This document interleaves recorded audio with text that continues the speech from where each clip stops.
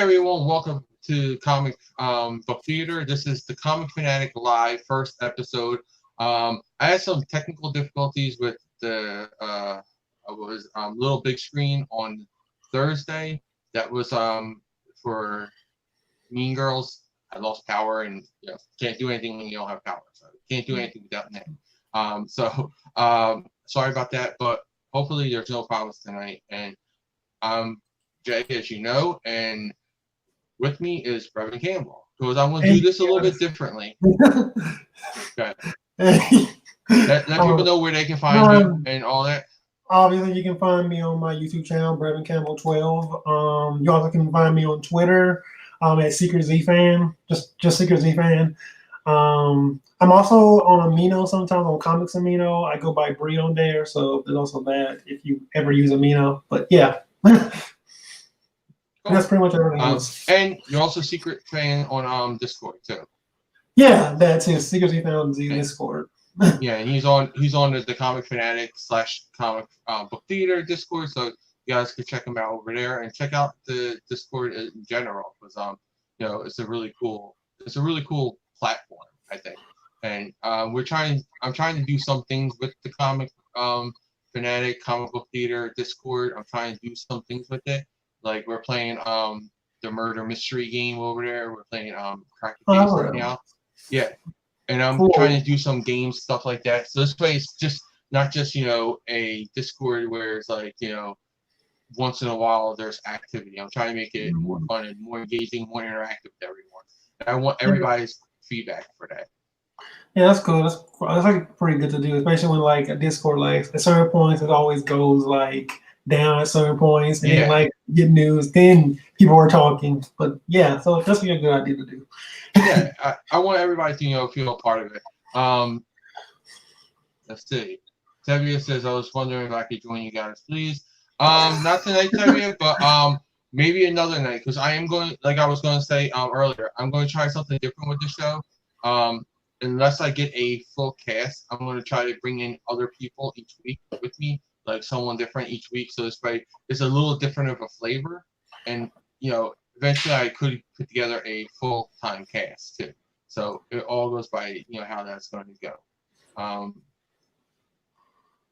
Let's get right into the news. So we're going to start off with our news first. And we got some news from New York Comic Con, because it was a big thing this weekend with New York Comic Con. I covered a lot of it from home, because I was home. I didn't go to New York Comic Con, but I did cover what I thought was the big stuff that was coming out of it. And we're going to break these down by companies, as I was telling Brevin before the show. So we're going to start with Dark Horse.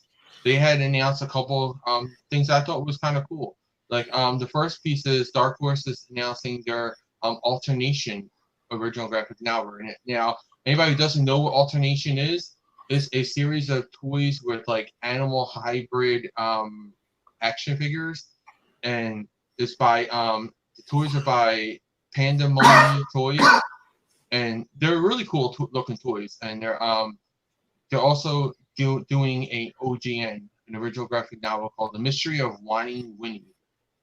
So the book looks cool to me. I think it looks really cool. It reminds me of a lot of the 80s cartoons like Thundercats and Tiger Sharks and stuff like that. So for that set, you might be interested in that. And what do you think about this this partnership and this book? I don't know anything too much about like the actual toy or anything like that, but the idea of concept sounds interesting. And it looks cool. Like as far as the cover you showed me, like that actually does look interesting. Yeah. But I can't say too much beyond that fact. But yeah, I might pick it up depending on what comes out that week. Yeah, so, I mean, I'm going to give it a try. I think it does look interesting. Again, as a person of the 80s, as a kid of the 80s, that whole Thundercats and Tiger Shark vibe I get from it makes you want to pick it up, Yeah. So, let's see. Let's see what's next. All right. They also announced that they're going to be releasing the Enigma Redefined. It's by Peter Milligan, and it's just through their Berger Books imprint. This is a book that came out, I think, through it was a Vertigo series, Enigma, and they're releasing it collected now through Berger Books. So I think it's pretty cool. It's interesting that it's not going. We just got the announcement recently that Vertigo was ending. They're not doing it anymore. So it's interesting that they're not staying with DC with this, but Peter Milligan is releasing it through Dark Horse through their imprint, Berger Books. So. Well, it's not surprising that they went to Dark Horse since, obviously they probably weren't going to stay with DC as soon as the Vertigo thing. Since I think, like, then like all those other Vertical series that they were going to do just get moved over. Like, I know, what's that one? Second Coming isn't that Dark Horse now? Or is it somewhere? No, Second Coming, I think, is another, it's a smaller brand. I think it's one of those companies that we get. It's one of those smaller companies. I forget which one though exactly. Anyway, it wasn't that surprising that they didn't stay with DC, but that's interesting. Obviously, with just being a Vertigo book, I can kind of get an idea of what that book is probably going to be like and about, or at least originally it was going to be.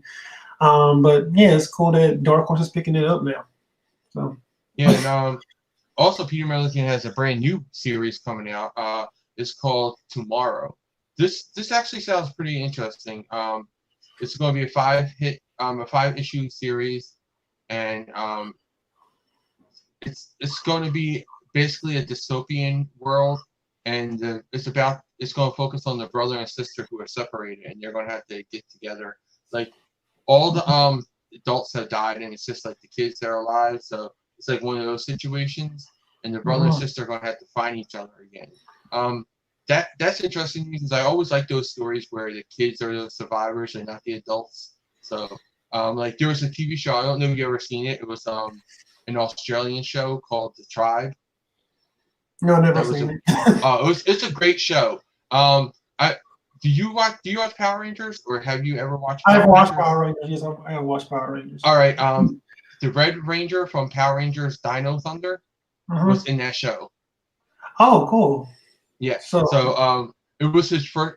I think it was his first acting show that he was on. So it was It's a New Zealand, Australia. I think it was New Zealand show. But it came out in I think late '90s, early 2000s. So it was right around. It was right before. Yeah. It was a really cool show, but again, it made me think of that when it said, like all the adults are dying and just the kids are around.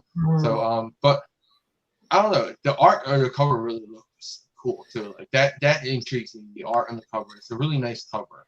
It's a really nice cover art. So yeah. Let me see if there's anything else.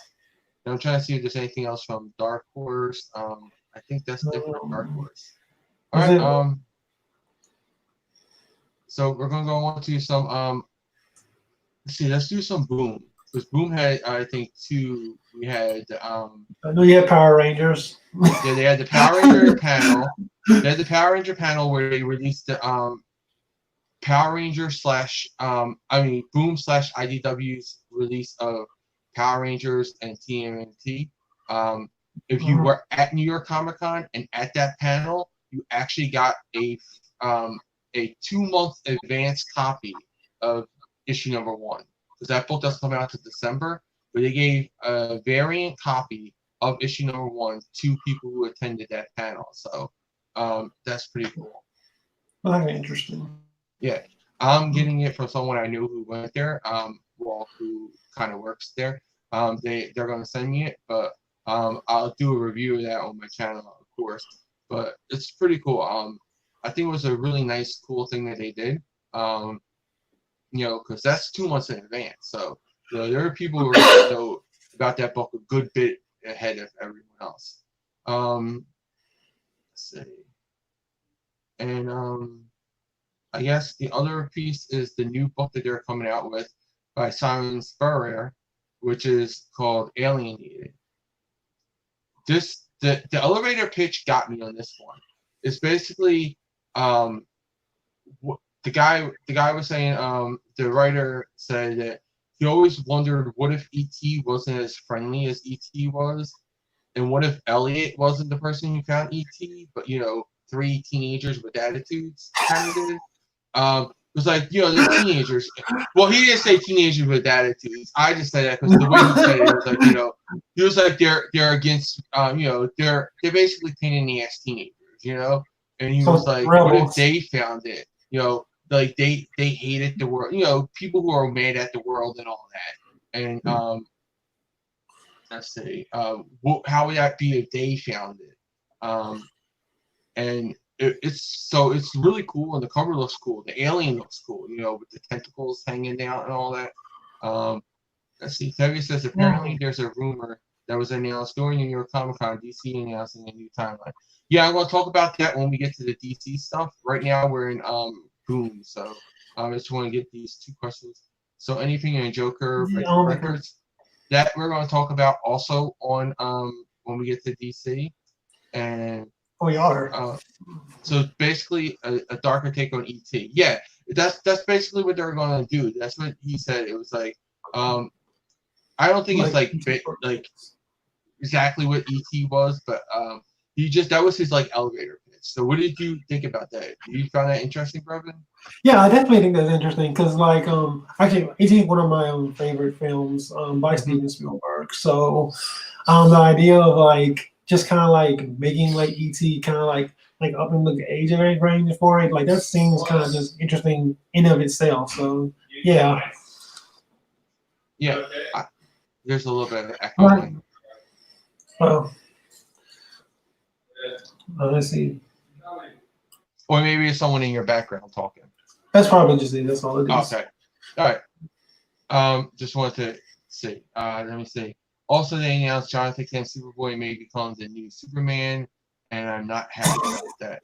Well, we'll definitely talk about that. I'll ask your opinion on that, Tevye, when we get there. Okay. So we're going to do Marvel first, though, because Marvel came out with a couple of things, and one of the big things I want to talk about is because I want to lump most of Marvel into one thing, which is Marvel 2020. Yeah. Because in 2020 we're getting a lot of different Marvel restarts.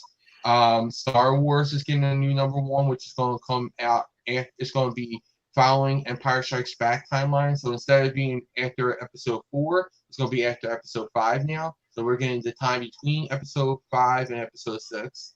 Let's see, we're getting Guardians of the Galaxy rebooted with #1 by Al Ewing.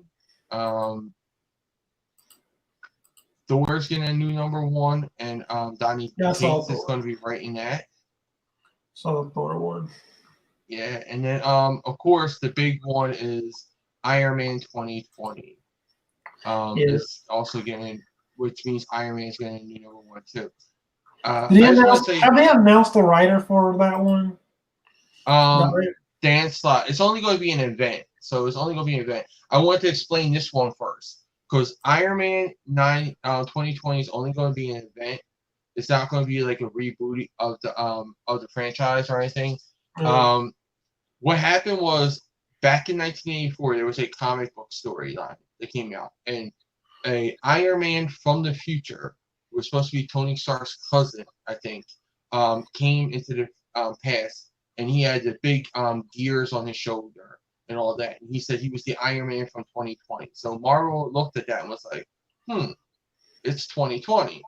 Let's bring that story. If he's supposed to be it, let's work it in so it works with our timeline. So that's what they're going to do. They're going to tie it back to that time, that story that came out. So I think that's what they're doing, and it's going to be Arno. It's going to be the true Stark child, Arno, and it's interesting. So what do you think about the reboot titles and Iron Man 2020 in particular? Yeah, I'm not like a big fan of just going in reboot time, but I guess it makes that's also related to the whole the end thing that was coming out too. I know that was also a thing they were releasing the whole the end. Yeah, So they're they doing more at the end. I think it's like Captain Marvel and a yeah. couple other ones they're doing. Yeah. So yeah, I mean they look all the covers for these look cool, but yeah, I mean we don't know a lot. Like beyond the fact that we have like these cool covers for them, we don't know a whole lot about. It's kind of cool they're connecting it back to like long history. And it's obviously it's still a gimmick at the end of the day, but it's still. I mean, it might be a fun gimmick. Who knows if they do it now? And it's only going to be a limited event for Yeah. Iron Man 2020. Like Thor is going to be the new ongoing, and Star Wars is going to be a new ongoing. So is Guardians of the Galaxy, which the team looks interesting because it looks like it's going to have Moondragon, Marvel Boy, Rocket, Star-Lord, and I'm trying to think of who else was on there.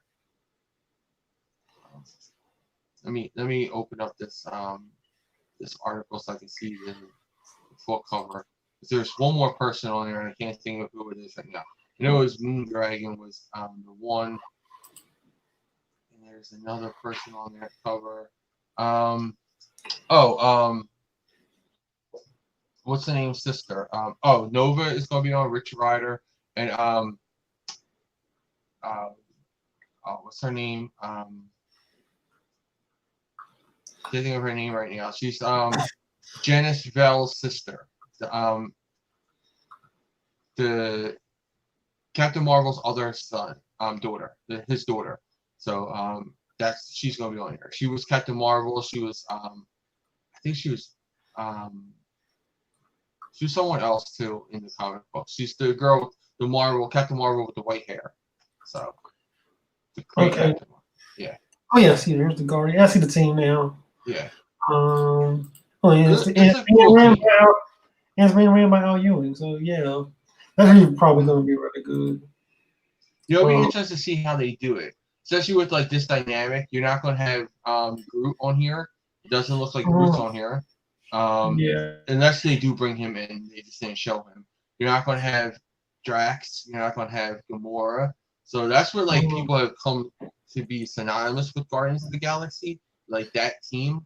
So it'll be interesting to see how they work it. The Drax team makes me wonder what is going to happen to Drax and Donny Cage's Guardians, because we know he's right now in the last issue he's playing a big role, especially after the latest issue. So it's interesting to see what they end up doing with Drax, and probably Groot too, after like his series ends. Like while they would all of a sudden disappear. Yeah, you never know, especially because this series that's out now is supposed to be like the last days of Rocket, but obviously Rocket's up and active in this one, so yeah, that kind of ruins that. That also makes me think it's not really going to be the last day of Rocket. It might be the last days of Groot, though. You never know. Maybe Rocket and Groot are just like not seeing eye to eye. Yeah. And then Star Wars. What do you think about it taking place between Empire Strikes Back and Return of the Jedi? Well, what I think about that is that it's about time for that to happen. I feel like we kind of or like since the new canon started, we haven't got a lot of that. I feel like I think we just got it. We haven't gotten a lot of that between like you said it was between Empire and what again?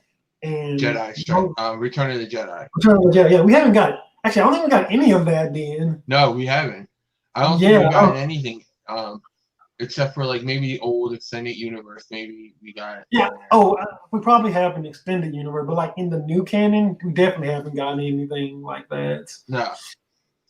They just basically done after New Hope, after episode 4 they've been doing it, and they've done some of after episode the new era. After episode 6, they've done some of that, but you haven't done anything in this era. So I'm excited to see what they do. There will be no Han because Han's trapped in carbonite. So but there will be Lando, so that was cool. I always thought Lando wasn't explored enough in the movie. So I'm glad they're actually going to be doing that. It's only been one of the cool that they've actually done since I haven't seen Solo yet, but I know Lando's in Solo. It's been kind of cool to get a little bit more of Lando in this new canon. It would have been better Lando would have been better in there if it was Billy D. Williams' son playing him. Yeah. He's an actor, and he looks just like his father. Like he looks just like his father. Like he would have played the perfect young Lando. I mean, it was like just right there in front of you, dude. Like they had it right there in front of them. And Tevye says they need to stop catering to the original trilogy. Honestly, I don't think they cater to the trilogy enough. I think The Force Awakens was like the only one that really like catered a lot to. Like I feel like Rebels and Force Awakens have kind of like homaged the old trilogy, but like we've kind of been moving more away from that. There's always a cycle. George Lucas said Star Wars should be a cycle. It should always follow the same template. You know, like there's always that circle that comes around. So, like if you watch the first trilogy, 3, 4, 5, and 6, you'll see things from there that was mirrored in episodes 1, 2, and 3, and that should have been mirrored in episodes 7, 8, and 9. But they kind of broke off with episode 8. They went their own way. But there are those themes that play out, and I don't mind them catering to this because at least in the comics we're getting, for the long-time fans, we get to see what we want. And they're not going to do anything, Tevye. I know what you want is like, like some of the old canon where it was the extended universe where you got to see Luke's daughter and all that. They're not going to do anything like that because they're exploring that in the movies now. The old extended universe was able to do that because there were no movies that were out after episode 6. So that's why they're not doing it until they make those movies, and then they'll explore like in between episodes 9 and 10. But for now, I think it's best to do that because you're keeping the original fan base happy with the comic books right now. Yeah, especially you really couldn't do something as major as Luke's daughter in like a comic or like a book. You would have to make that into a movie if you were going to do that. Right now you have to, because now that they are making so many movies and all that. Let's see, Rebels at least made sense, even though it copied Force Unleashed. I liked Rebels. I thought it was cool. Cryptid is here. He says, "Hey guys, great show. Just wanted to give a shout out. Welcome to the show, Cryptid. Thank you for stopping by." Let me see. And not really that hand. I don't think it's that limited, Tevye. I think there's a lot of stuff to. He says the new canon is limited as all hell. I think it's just because you got ongoing movies. There's going to be that problem. Like anything that's ongoing, like just say if there was a comic based on Arrow, the TV show, they'll be limited by what they can produce because Arrow is still an ongoing series. But once it ends this year, they can do whatever they want with it. There's the limitations you have when something's ongoing because you can't contradict, but it always goes to the main source, which is going to be the movies for Star Wars. Star Wars is always going to have to adhere to that main source, which is the movies. And that's just the way it goes. All right. I did want to mention one thing I forgot about with the Boom and Power Rangers. We did get a look at the Omega Rangers Zords. So they're humanoid Zords, and they're going to be, I wonder how they're going to fit into it. But I just wanted to touch on that because it was a big thing within the Power Ranger fandom was the Zords, how they look. And you could, by the way, you can check out all the news that we're talking about tonight on the Comic Phanatic site, and you can find that link. I'll post that in the site and chat right now, so this way you guys can check that out if you want. So that's the link to the site if you want to read any more about these news articles that are coming out. I'll put that up there. I say, Terry said, I say just do Old Republic. They could do that if they want. I think they're happy with this because it balances out the new that they're doing with the movies and the pleasing the old fans with the original trilogy. So I Yeah, think, they probably will end up doing Old Republic at some point, like down yeah, the road. they still got this. They'll do this for a couple years, this period, and then they'll move on to between episode 6 and 7 for a period, and they'll do all them. Once they get past those middle movies, then they'll go Mhm. back and they'll do, or they'll explore, them in another title. So, you never Yeah. know what we're going to get with them. But is there anything else that you wanted to talk about with Marvel that came out? With Marvel, well, Yeah. I know the big thing that came out for Marvel was the Wolverine series that came out. Oh I think yeah, I forgot about that. probably should have touched on that. That was one of the 2020 series. That was one of the 2020 series. Yeah, I forgot about that one. Yeah, That was announced, I think, yesterday, yeah, Sunday, I think it was. I'm not really feeling Dawn of X right now. Like, I don't know if you are, but I'm not feeling what they're doing with Dawn of X yet. I want to see post House of X, Powers of 10, what they do with that. But mhm. I don't know. Wolverine does a series. I like what they're saying about the series though. It's going to be like him protecting the nation of Kuroka. He's going to be like, this is my responsibility to be the. Basically, he's going to be the sword for the nation. He's going to be a one-man army protecting them from the outside. I think that's a pretty interesting thing because that is something that Wolverine will be doing. But what do you think about that series? I'm pretty interested in it. Obviously, like I would prefer like if Wolverine kind of like wasn't still around, but since they did all the work of bringing him back, I've been wondering like, are y'all gonna have a Wolverine series or are y'all not? And with House of X and Powers of X, I was kind of wondering because it felt like Wolverine was getting shafted, which was weird to me because he kept showing up, but he was never Yeah, like you never had a moment to shine. yeah, he never had a moment in Power of X or House of X, but they're giving him a series finally, so we'll see what that's like. Yeah, we'll see. We'll definitely have to see how it's going to be. It's by Benjamin Percy, which That's um pretty good. he's like hit and miss with me because sometimes I like his books, sometimes I don't. Mhm. So I would have to see how it works out. Yeah, I'm also definitely also want to touch on like Thor by Donny Cates because I'm definitely Okay. interested in seeing where that goes. Then I mentioned Jason Aaron's ending. Now Jason Aaron's I guess fully done. I don't know. I guess it's King Thor. You think King Thor and that's gonna go ongoing, be like side by side, or do you think that Donny Cates, Jason Aaron's gonna King Thor is gonna be over by the end?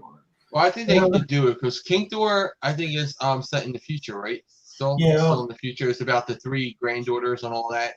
Mhm. Um, that reality, and this is set in the present. So, Thor has a darker look. I would say that. Yeah, I was very interested in his new design. Like Yeah, that was a very dark, very very a lot of black in his design. mhm. And I'm surprised that they took away the big circle look. Like all his costumes always had that big circles. Those big ovals on his costume in some Yeah. form or fashion or another. And this doesn't really have that. So it's a big departure from the Thor that you know. And it's not surprising that Donny Cates is the writer because he does the darker stuff. So And he does it really well, yeah. in my So I'm opinion. interested to see what he does with it. And at first, when I first saw the cover, I would say this: I thought it was John Romita Jr. doing it. Does that face not look like Moreland and all his other characters that he does? I mean, it does kind of. It's a definitely different style from John Mm-hmm. Romita Jr. But I mean, the face, I guess, the square jaw and everything. Yeah, it Yeah, was the face that reminded me of him. I'm like, oh yeah, my god! And then I looked at the rest of the art. I was like, okay, it's not him. And then I saw that it was by Nick Klein. Nothing against Nick Klein, because actually I do think the face works on Thor because it's very Nordic. Mhm. He does look very Viking like. So I do like that about it. Also, where he doesn't have the big head dressing. He just has that little crown. Like he has that little black crown around his head. That's it. like we going still on might his wings. we still might get the other headdress, but that might just be Yeah. just one of his costumes. But who knows? We'll have to see. But yeah, it's interesting. So all right, let's move on to some DC. We're going to save the trailers for last, and I'm going to bring up the Superboy thing for you, Tevia, and near the end of it. Okay, so I will talk about that. But let's see. We got the first thing I wanted to talk about was I forgot another thing with Marvel before we go into DC. Star is getting a mini series. Oh yeah, that's totally forgot about that. That's I'm mixed on. I'm interested in it, but I'm also mixed on. Like I don't know where you could go with the character. Yeah, it's hard to put her into her own series. And honestly, the more I see Star, especially on like the cover that we got with #1, the more I'm like, okay, she just looks like Power Girl.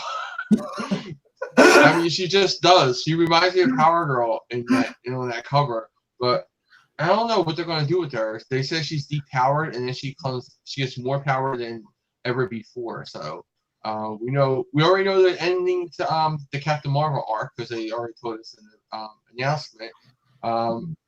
But yeah, I'm not sure. I'm torn on this one. I'm going to buy because I buy all of Marvel anyway, but I'm torn on this one just because I don't know what to think of her as a character yet. I'll give it probably at least one issue because I do like her design, but I mean, in a lot of ways, she kind of just was like a plot device in the end, really. She felt like a plot device. So maybe we'll see. Debbie says King Thor is set in the future. Star, then he says, never even heard of her. She's from Captain Marvel right now, Debbie. She's the reporter that was in the first story arc, and then she became a villain in the second story arc. So, spoiler, she became a villain.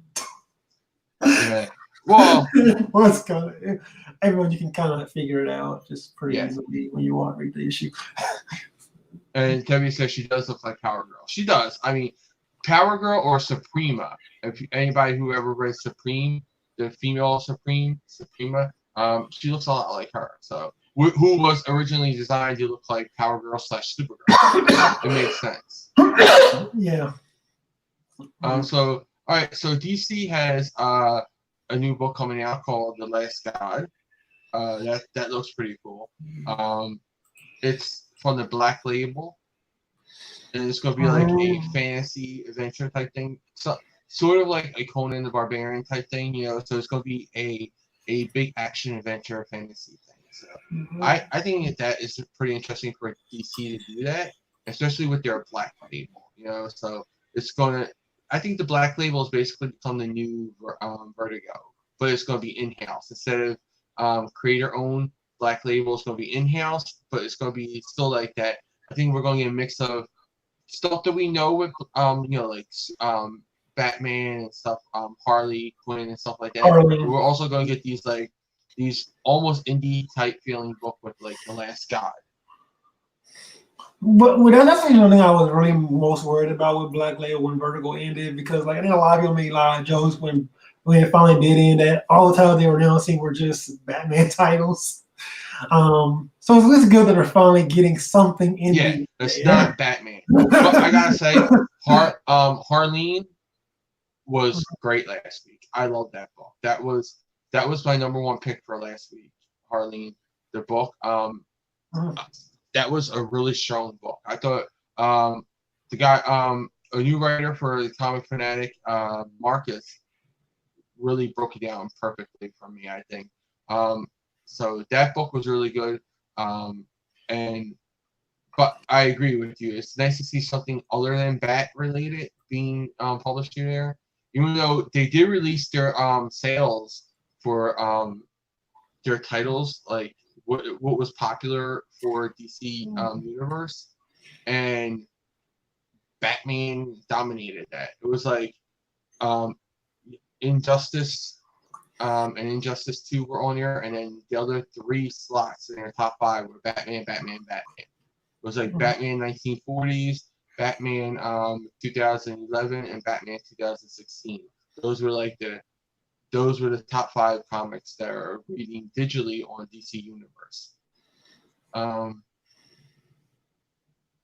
right, so let's go into DC Universe because they got a new thing where it's called DC Unscripted, DCU Unscripted, which is a contest they're holding right now.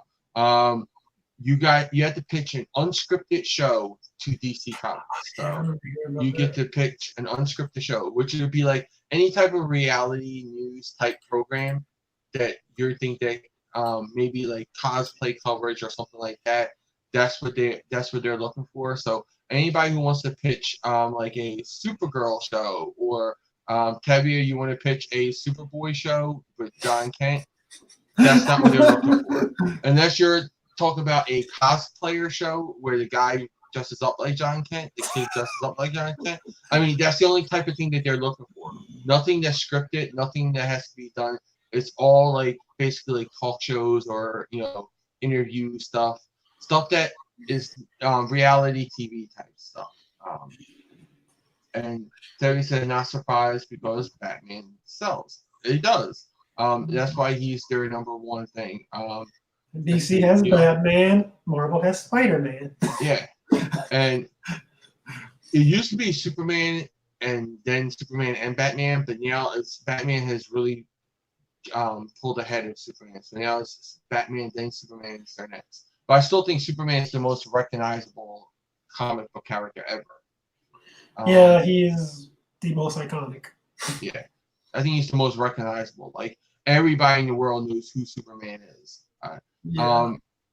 Terry says Vertigo was good indie stuff, putting all this stuff in Black Label is a death sentence. I don't know. I don't think it's a death sentence for it. Because Black Label is pretty solid so far. So no anime series, Tevia. They're not looking for that pitch. They're looking for reality stuff. So anything that's unscripted. If you have to write a script for it, they don't want it. They want something like, an interview, like a man on the street thing, or something like that. That's what they're looking for. They're also not looking for a Deadpool show scripted. Yeah. So I can't pitch a Super Sons anime series. Damn it. Nope. Not happening. Not there. Scripted says, hey, let's not forget Deadpool. He sells. Yeah, but he sells to a different audience. It would be cool to have Deadpool be on a DC Universe like interview show. Hey, I'm Deadpool. I'm interviewing DC character cosplayers, and like him just ripping on them. That would be hilarious. Him saying, "Just you're supposed to be." It'll just be you get Ryan Reynolds to just like go to every cosplayer and just roast him. Yeah, especially like the Green Lantern ones. Like that would be hilarious. But yeah. So anything you want to say about that? The DC Unscripted. There's nothing much to say about this. As soon as I love the way that they really put the whole pick make your own show thing.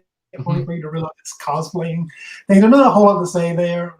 These are that's why it's called unscripted because I think if they would just said pitch your DC show or whatever, people would have got more things. But by calling it unscripted, it really makes you think that they don't want and they say it in there that they don't want like that kind of stuff. They want like cosplay stuff or Comic-Con stuff. Like something that's different that's not out there. And it would be kind of cool to get like a show. Cause I remember there was that one show. It was a terrible show. It was like Cosplay Heroes or something like that. It was like really trashy. No, it wasn't like that. It was like this really. It was on. I think it was on the same time as Stan Lee. Like right around the same time as Stan Lee's Create Your Hero or Be a Hero, wherever that was. There was that show. It was like cosplayers where they show how you do cosplay and all that. I know the show you're talking about. It was on around that same time, I think. Yeah, I remember being really excited for that show before it came out, and then kind of disappointed when I could see it. Let's see. We have more stuff that came out from DC Universe, which is from the DC experience. We had the Harley Quinn Evolution of One Harley Quinn Gallery. That was a pretty cool event. They had they actually had at the DC Universe thing, they had Crypto from the show, which is very inaccurate because the Crypto they had there was a female. Crypto's a male. So, but that's a trick that they do for TV shows. Lassie was a girl too, but in the show Lassie was always a boy. So, but yeah, they had Crypto there. I thought that was pretty cool. And they announced the date for Harley Quinn the animated series, which is November 29th. My brother's birthday. They're doing that. That would be I think that's Black Friday too. Because I think Thanksgiving is the 28th.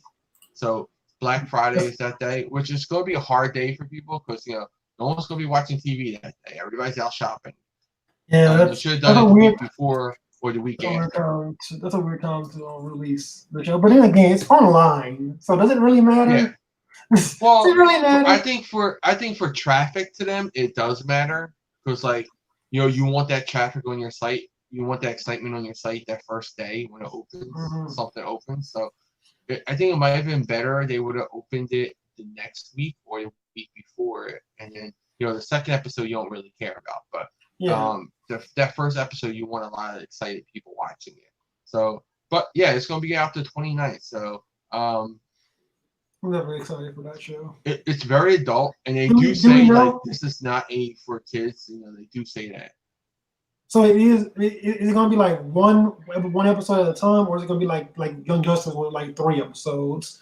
I think it's going to be one episode at a time, or they might do the Young Justice thing where it's like the first 3 episodes and then 1 episode a week, and then the last 3 or 4 episodes. Maybe they're going to do that way. But right now they didn't say anything in particular about that. They just said, there's also Bizarro TV. Is a new anthology series. No, it's not about Bizarro from Superman. That's what I thought. When I saw Bizarro TV, I'm thinking Superman. It's going to be a Bizarro cartoon or something. But this is going to be a new anthology series created in partnership with Blue Ribbon Content, which will be exclusive mixed media content provided specifically for DC Universe. So what they're going to do with this, they're going to highlight some of the characters that you don't really see, like Space Cabbie and all that. And if I'm not mistaken, I think they said there's going to be a mixture of live action and and animated stuff. So let's see, characters from more obscure corners of the DC universe. This mixed media series is coming to DC Universe in 2020. Let's see. Commented to create original and compelling programs at digital marketplace. Blue Ribbon taps into the studio's established creative team will also identify new and innovative talent to deliver cutting-edge series in a short-form format, a showcase of experimental styles and creative voices and visions that will be a mix of live action and animation, deep cuts from the DC portfolio of characters such as Space Cabbie, Ambush Bug, Slam Brady, and the Creeper. So they're not going to be the traditional characters that you see, Superman, Batman, Wonder Woman. It's going to be, some of the C and D list characters, which I think is pretty cool. Space Cabbie got some popularity recently because his appearance in the comic books, like Space Super Sons. Ambush Bug, for some reason, has always been a cult following behind him. I never got Ambush Bug. He's kind of like the Deadpool of DC, No one really knows why he's popular, but he is to people. And then Slam Bradley is, a classic character, and Creeper got popularity because of Batman the animated series. I remember he was on there, and a lot of people discovered him through that. So it'll be interesting to see that. What do you think about it? I think I'm most interested in Space Cabbie, probably because I know the most about Space Cabbie. Yeah, I think he's the most recognizable right now of them. Like Slam Bradley is an older character, not that many people know about. The Creeper would have been bigger in the 90s when Batman the series had him on there. Because he was, that's when he was. And Ambush Bug, for some reason, like I said, has that cult following behind him. I don't know why people love Ambush Bug. I don't know why, but he's popular. With he has that core underground movement of fans, So. All right. Is there anything else you want to talk about from that, or you want to move on to the next piece? Let's keep on going, dude. Okay. Let me see. Let's see. Let's see. Yeah. The Terry says the show was by Stanley was Who Wants to Be a Superhero. Uh, And it says Who Wants to Be a Superhero was an interesting show in my opinion. Yeah, it was. Crypto says I love Who Wants to Be a Superhero. Every time I say that, I feel like I want to say Who Wants to Be a Millionaire. Like I always felt like I wanted to say that. Terry says, personally, in my opinion, I don't really care about a Harley Quinn animated series, but whatever. She's just as popular as Batman. Like she's a huge money cow for him. yep. She is honestly the female equivalent of what Deadpool is for Marvel. She has become that. I personally don't like her new look and her motif. I like the classic Harley from the animated series, but this new one has a lot of fans behind her. So, I mean, I found some reason why part of the reason why you love the Harleen comic that much that came out because it did get back to classic Harley. And that was actually was probably and it probably was like the best thing I've read from Harley Quinn in a while. I'm also reading Harley Quinn Breaking Glass. That's been okay, but that was probably the best thing I've seen her do, and it does go because it does get back to what Harley makes Harley Quinn Harley Quinn. Yeah, it I wasn't. love that. I think Harley Quinn has gotten to be where it's all about the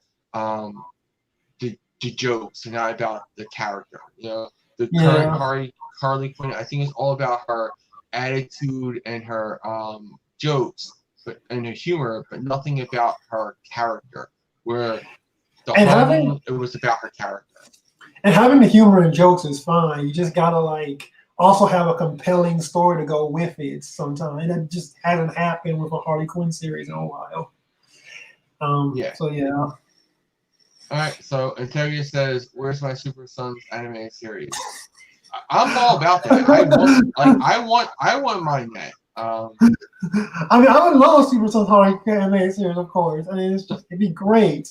I'm honestly surprised they haven't launched one since Super Sons has gotten so popular. Or at least even just like a movie or something. Like even with just like a simple movie, I'm down for any.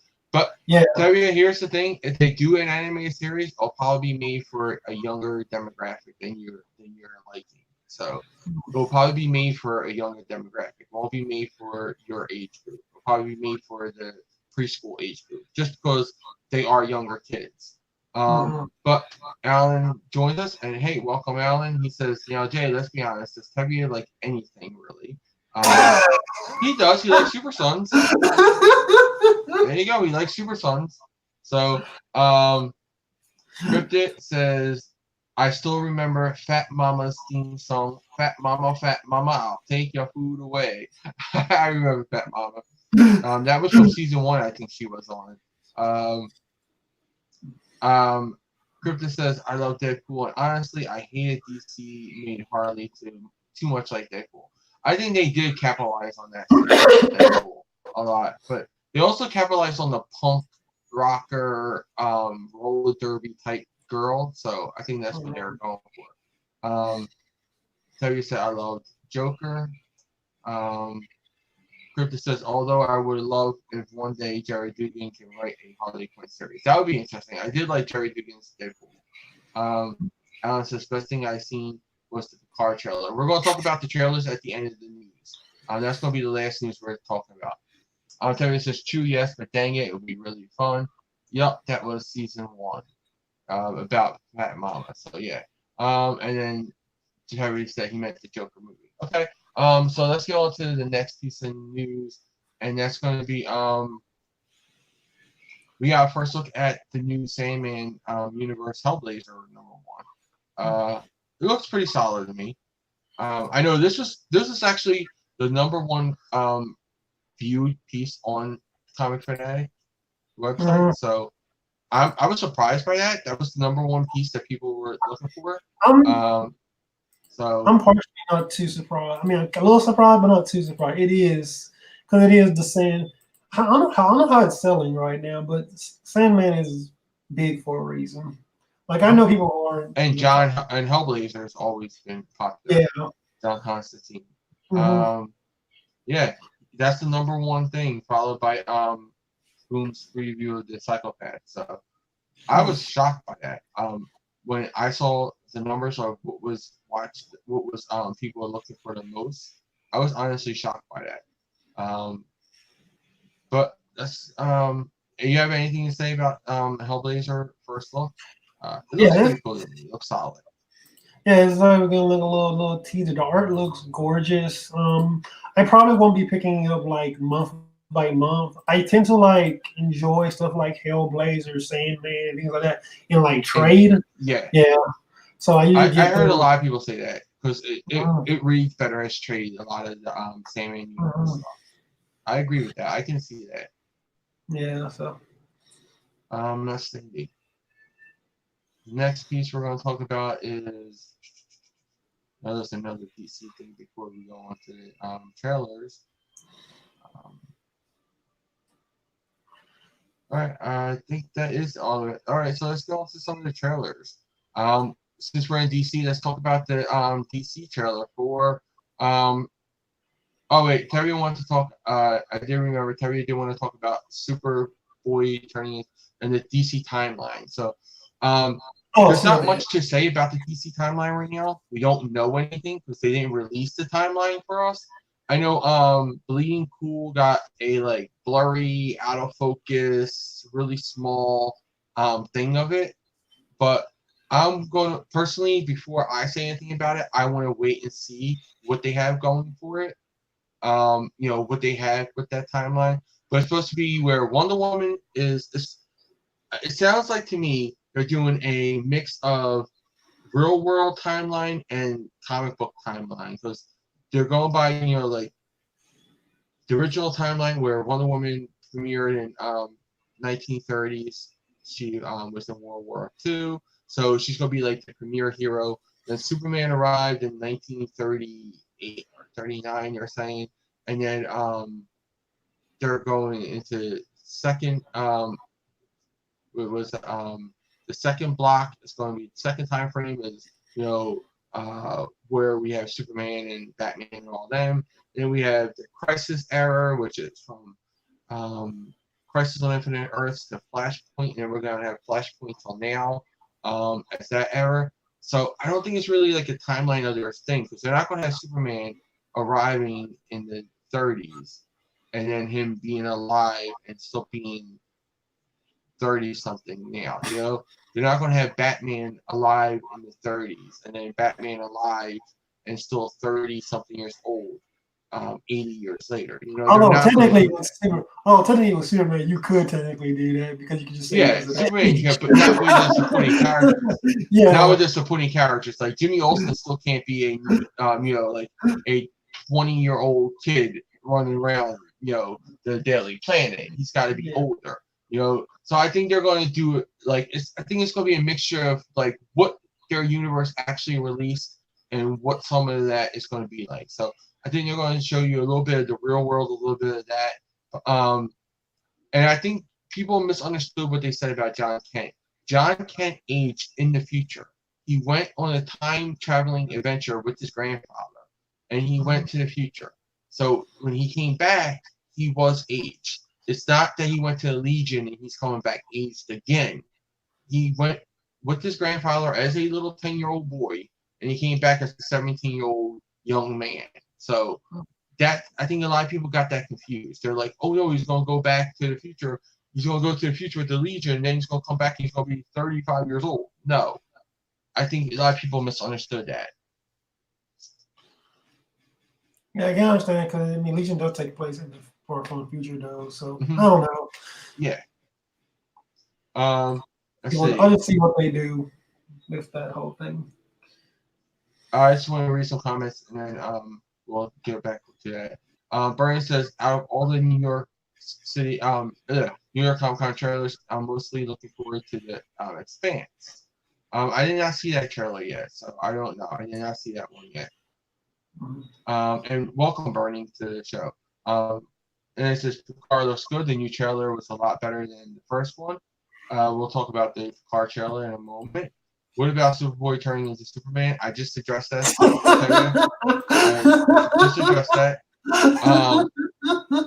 Griff is now waiting for Donny Cates to one day write Hellblazer because he says he has a damn good pitch for that series.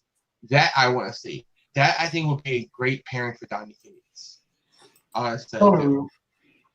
Also, apparently, John Kent's Superboy is going to be born during Identity Crisis, which that's odd. Again, we have to see that timeline. We have to see the timeline. I can't say anything about the timeline until I see a clear version of it, not that blurry thing that they have. Yeah, I'm just happy that they're even like thinking about doing like any type of timeline at all because we definitely need one for both Marvel and DC. I mean, Marvel has their little sliding time scale. DC's always had a sliding time scale too. They've done these numerous times, but I think I think this is gonna be part real world, part in story type thing. How it would make sense in story. I wonder how this is gonna work because I'm also a little bit curious because like is Dex because I know they had like they introduced the whole metaverse and Doomsday. Like that's still gonna be integrated to the universe. Are they gonna drop that? I wonder the whole timeline thing. Yeah, it would be interesting to see that timeline though, for sure. We'll have to wait till I don't know if you want to comment on the timeline, but for me, I need to see that timeline before I can actually comment on it. Okay. And then he said, except John Kent, Superboy was tortured by Ultraman. Yeah, that's what I said. He went to the future. So, and then it says, plus he was abandoned by Lois Lane, his mother. He wasn't abandoned. That sounds like she threw him out on the street. He was with his grandfather, and she was in danger of being killed. They all made a choice pretty much together. So as a family, it wasn't like John. He's like, okay, John, let's kick you off to go to your grandpa. You go away. We don't want you here no more. They didn't say that. And tell you again, he's not. I don't think he's being aged up again. I think that people misunderstood, and you're misunderstanding what that comment meant. John Kent went to the future. He went on a time traveling adventure with his grandfather. Yes, it was Earth 3, but I think it was also Earth 3 in the future. And he stayed there for a long time, and that's why he aged. And he aged going different places. He didn't age only in that time. He aged a little bit on Earth 3, but he aged a lot when he was just traveling, and that's what he was telling you about in that arc in the comics. But yeah, let's go on to. Is there anything else you want to talk about the timeline? No, I don't have anything else for the timeline as far as that's concerned. All right, let's go on to the first trailer, which is a DC trailer, and it's the trailer for Deathstroke. Yep. Which is a little bit different than what you were going to get from other shows, the other CWC animated series, because they're normally 5 episodes and that's it. This is a 12-part episode, a 12-part thing. So that's a little bit bigger than what we're used to with this. So Wait, how long? I haven't kept up with them. So how long are they usually 5? You said 5? They're usually 5. They're usually about 4-minute episodes, and there's only 5 episodes. Oh, okay. So it makes up one half-hour episode. This is a lot. It normally makes up one 25-minute episode. Okay. So this is a little bit longer. This is a 12-episode original series, and they don't say how many minutes it is. So maybe this is going to be a full 20-minute episode. We don't know. I hope it is. That would be great. That's the only thing that gives me pause about this trailer. Is I'm watching it. Everything looks cool in it, and the animation looks great. Well, yeah. And Michael Chiklis sounds awesome as Deathstroke. Yeah. I like all of that. I'm just worried about the time thing. That's all because all of them that kept me away a little bit from the CWC shows. Is I'm like, okay, I'm just gonna wait till they all drop, and then I'll watch them all together. Yeah, because I hate that 4-minute thing they keep doing. Yeah, I never understood why they did that. It was just release one episode then, just release it all as one episode. Don't have to keep doing that little 4-minute thing once a week. It was annoying, honestly, for me too. But I liked what they released. I just didn't like the the time limit that they put on it. But hopefully this is going to be different because it doesn't say anything about the time on it. It never said anything about it. This is right from the show, from the press release, and they didn't say anything about a time limit. Mm-hmm. But it's really cool. It's gonna have his wife is in it.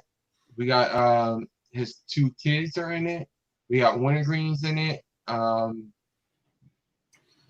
It's funny they got young Joseph and they got Jericho. So like you're going to get him as a young kid and then him as as you grow up Jericho. We got Jekyll and Faye Mata. We got let's see. Jericho Wintergreen.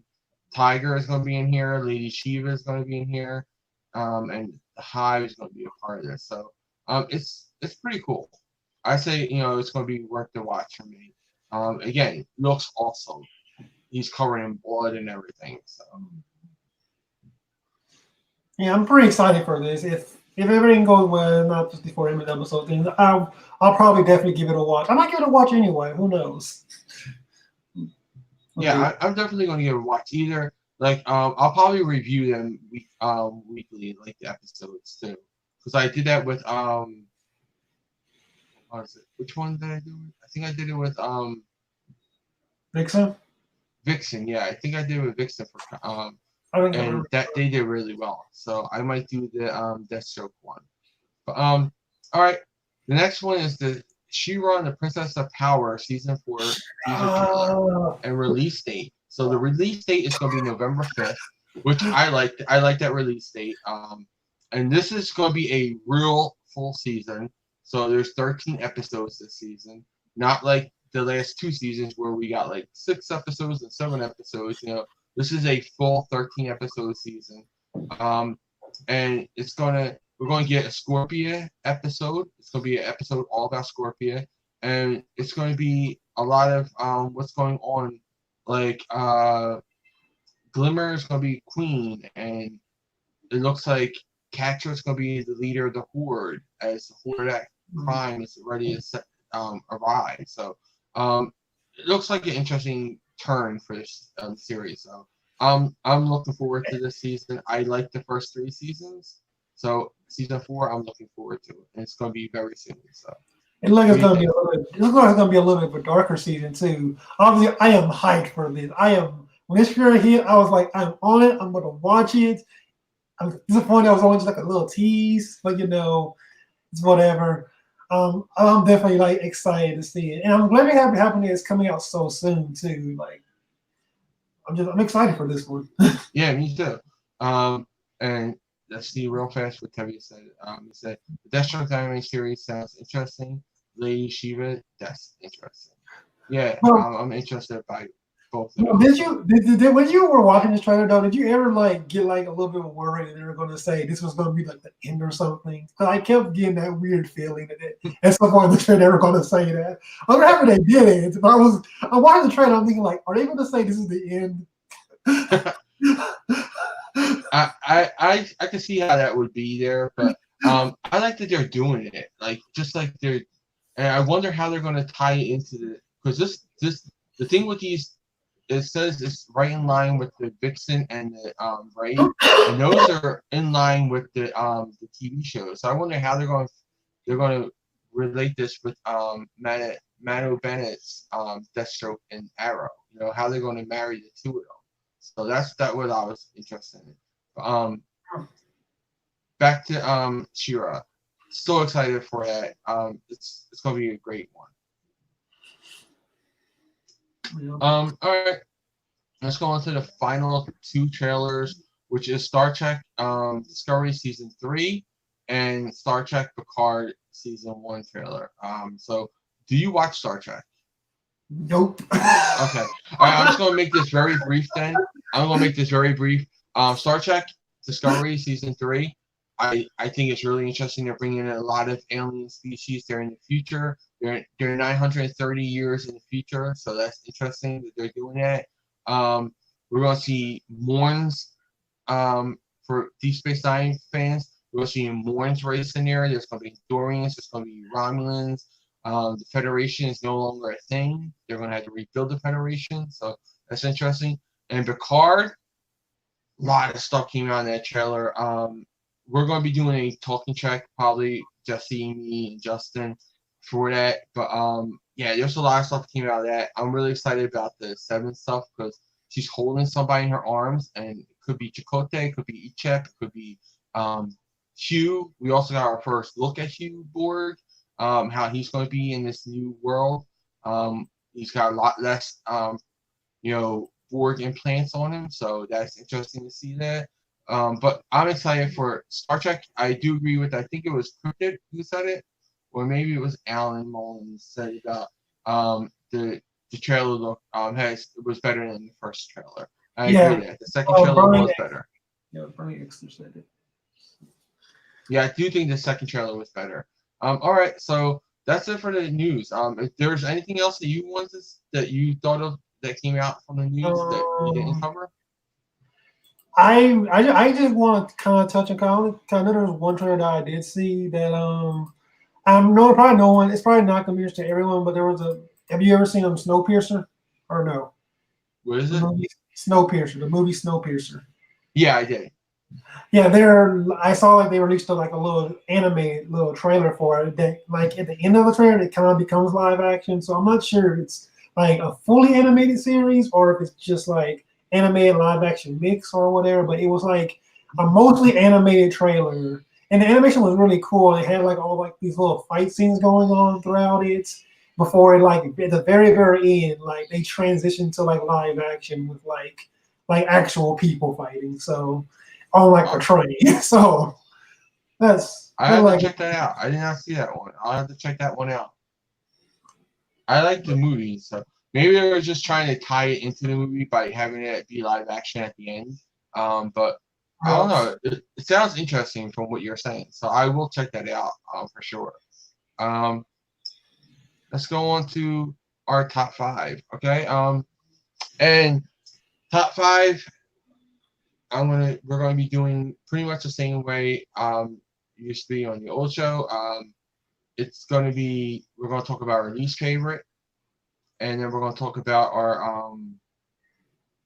our top 5, and then our cover of the week we're going to give, and we're going to do our most anticipated for this week, because I didn't do a most anticipated episode this week, but next week I'll be doing a most anticipated episode probably on a Monday, and this show will probably be on Sunday night. So my weekend was really hectic between New York Comic Con and having a great niece be born, so it was like a very hectic weekend for me, so I didn't get to do what I wanted to do with the show. So but let's get to our top 5. And what was your least favorite book?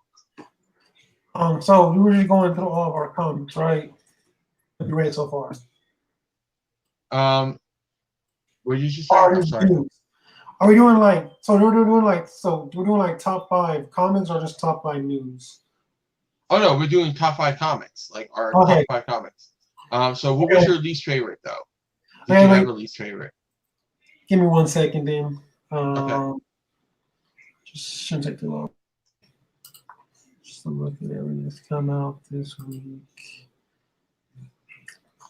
Wait a minute. I think it just left me. It is the cat. All right. I'm gonna be right back. You just give us your least favorite, and I'll be right back. Okay. Okay. Yeah, that's fine. It's okay.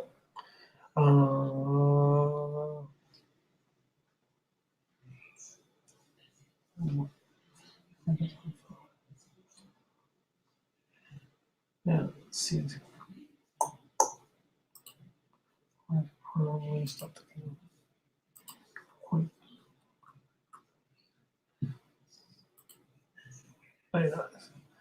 the cat.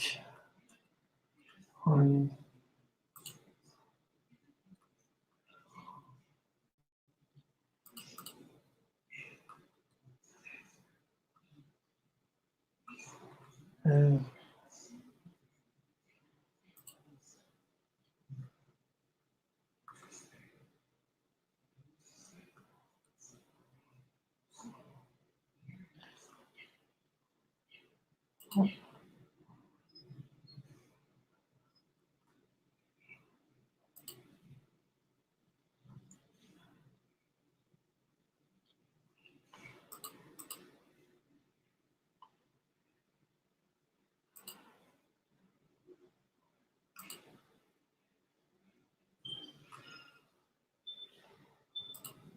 back.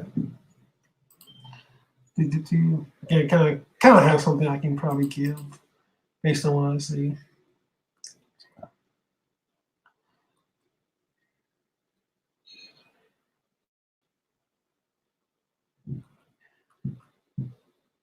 So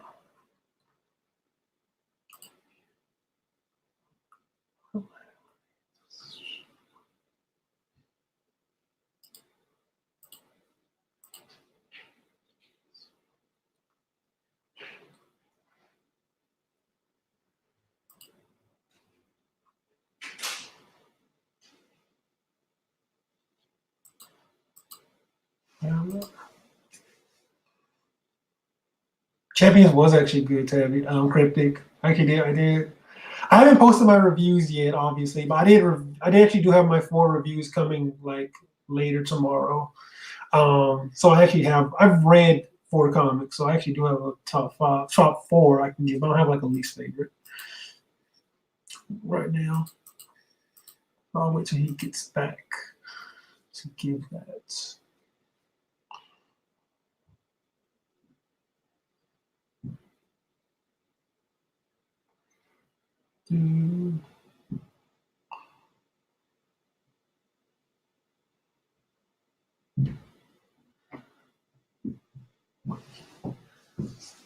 All right, sorry, I'm back. Okay, it's cool. So I don't have a least favorite. I did read a few books this week. I can give like about 4 or 5 books that are in there that I can talk about though right now. All right, if you don't have it, you don't have to have a least favorite. You know, I know it's not everybody has like as many books as I do, so. Okay. All right, so I'll just give my least favorite. My least favorite this week was it's a tie between Absolute Carnage, the Immortal Hulk #1, and Marvel Comics #1001. Absolute Carnage, I think it was just the Immortal Hulk #1. It was more of an Immortal Hulk #1 than an Absolute Carnage tie-in. Like it was just like filling in a gap between the Immortal Hulk. It felt like there was more talking about that than it was about the Absolute Carnage part. Like I was waiting for, like you don't get to see the Carnage Hulk until the very last page of that book. So I was like, that felt disconnected to me. You know, like don't use that label Absolute Carnage and then give me 1 page with him as the Hulk. You know, it just felt, it was like a conversation between Bruce Banner inside his head with the symbiote inside of his head. It wasn't anything there. And Marvel Comics #1001 was just short, like 1-page stories of like characters that didn't really connect anything to like anything. It was just like there. It was like we had our 1000, now we're gonna get 1001 just to have you know the next issue. You know, Yeah, they're gonna have it felt like a money grabbing thing. Which I honestly kind of felt more 1000 always was because I didn't particularly love the first issue of that myself. I didn't like the stories in it, but I did love the actual issue itself. For me, I don't have a least favorite. But I guess like my number 4 book, I guess would be like Black Cat. This probably I'm enjoying this series, but it's probably you say you're number 4. Yeah. All right, let's just go on. Let me read Tevia's worst pick. You also put it in here, so I was gonna read it all from the Discord, but I'll do this by this. Alicia was the Awful Legion of Superheroes Millennial book, because my God, that was really awful and stupid.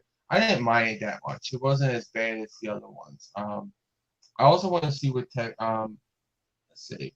Cryptus said, this is the first time I've had a week where I couldn't read any of my comments. Sorry about that, Cryptic. And then he also says Hope Champions is good this week. I'll give you a spoiler. It's in my top 5. That's a spoiler. It's in my top 5. And then he says Did they finally address the Red Hulk possibly being Carnage? No.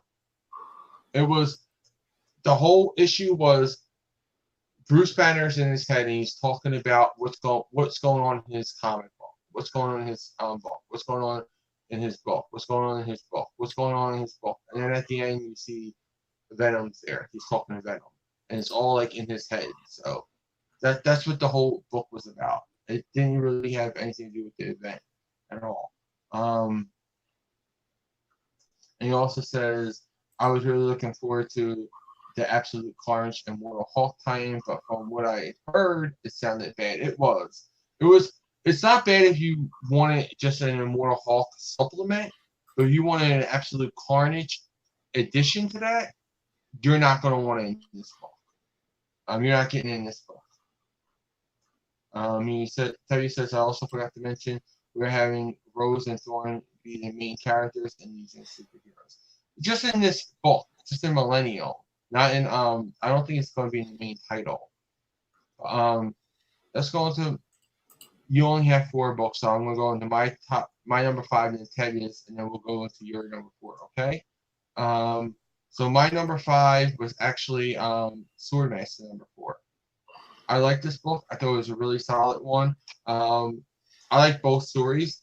The first story was the origin of Swordmaster, and the second story was the continuation of him and Shang-Chi, which I think should get their own books. I love those two together. So they're like my Luke Cage and Iron Fist right now.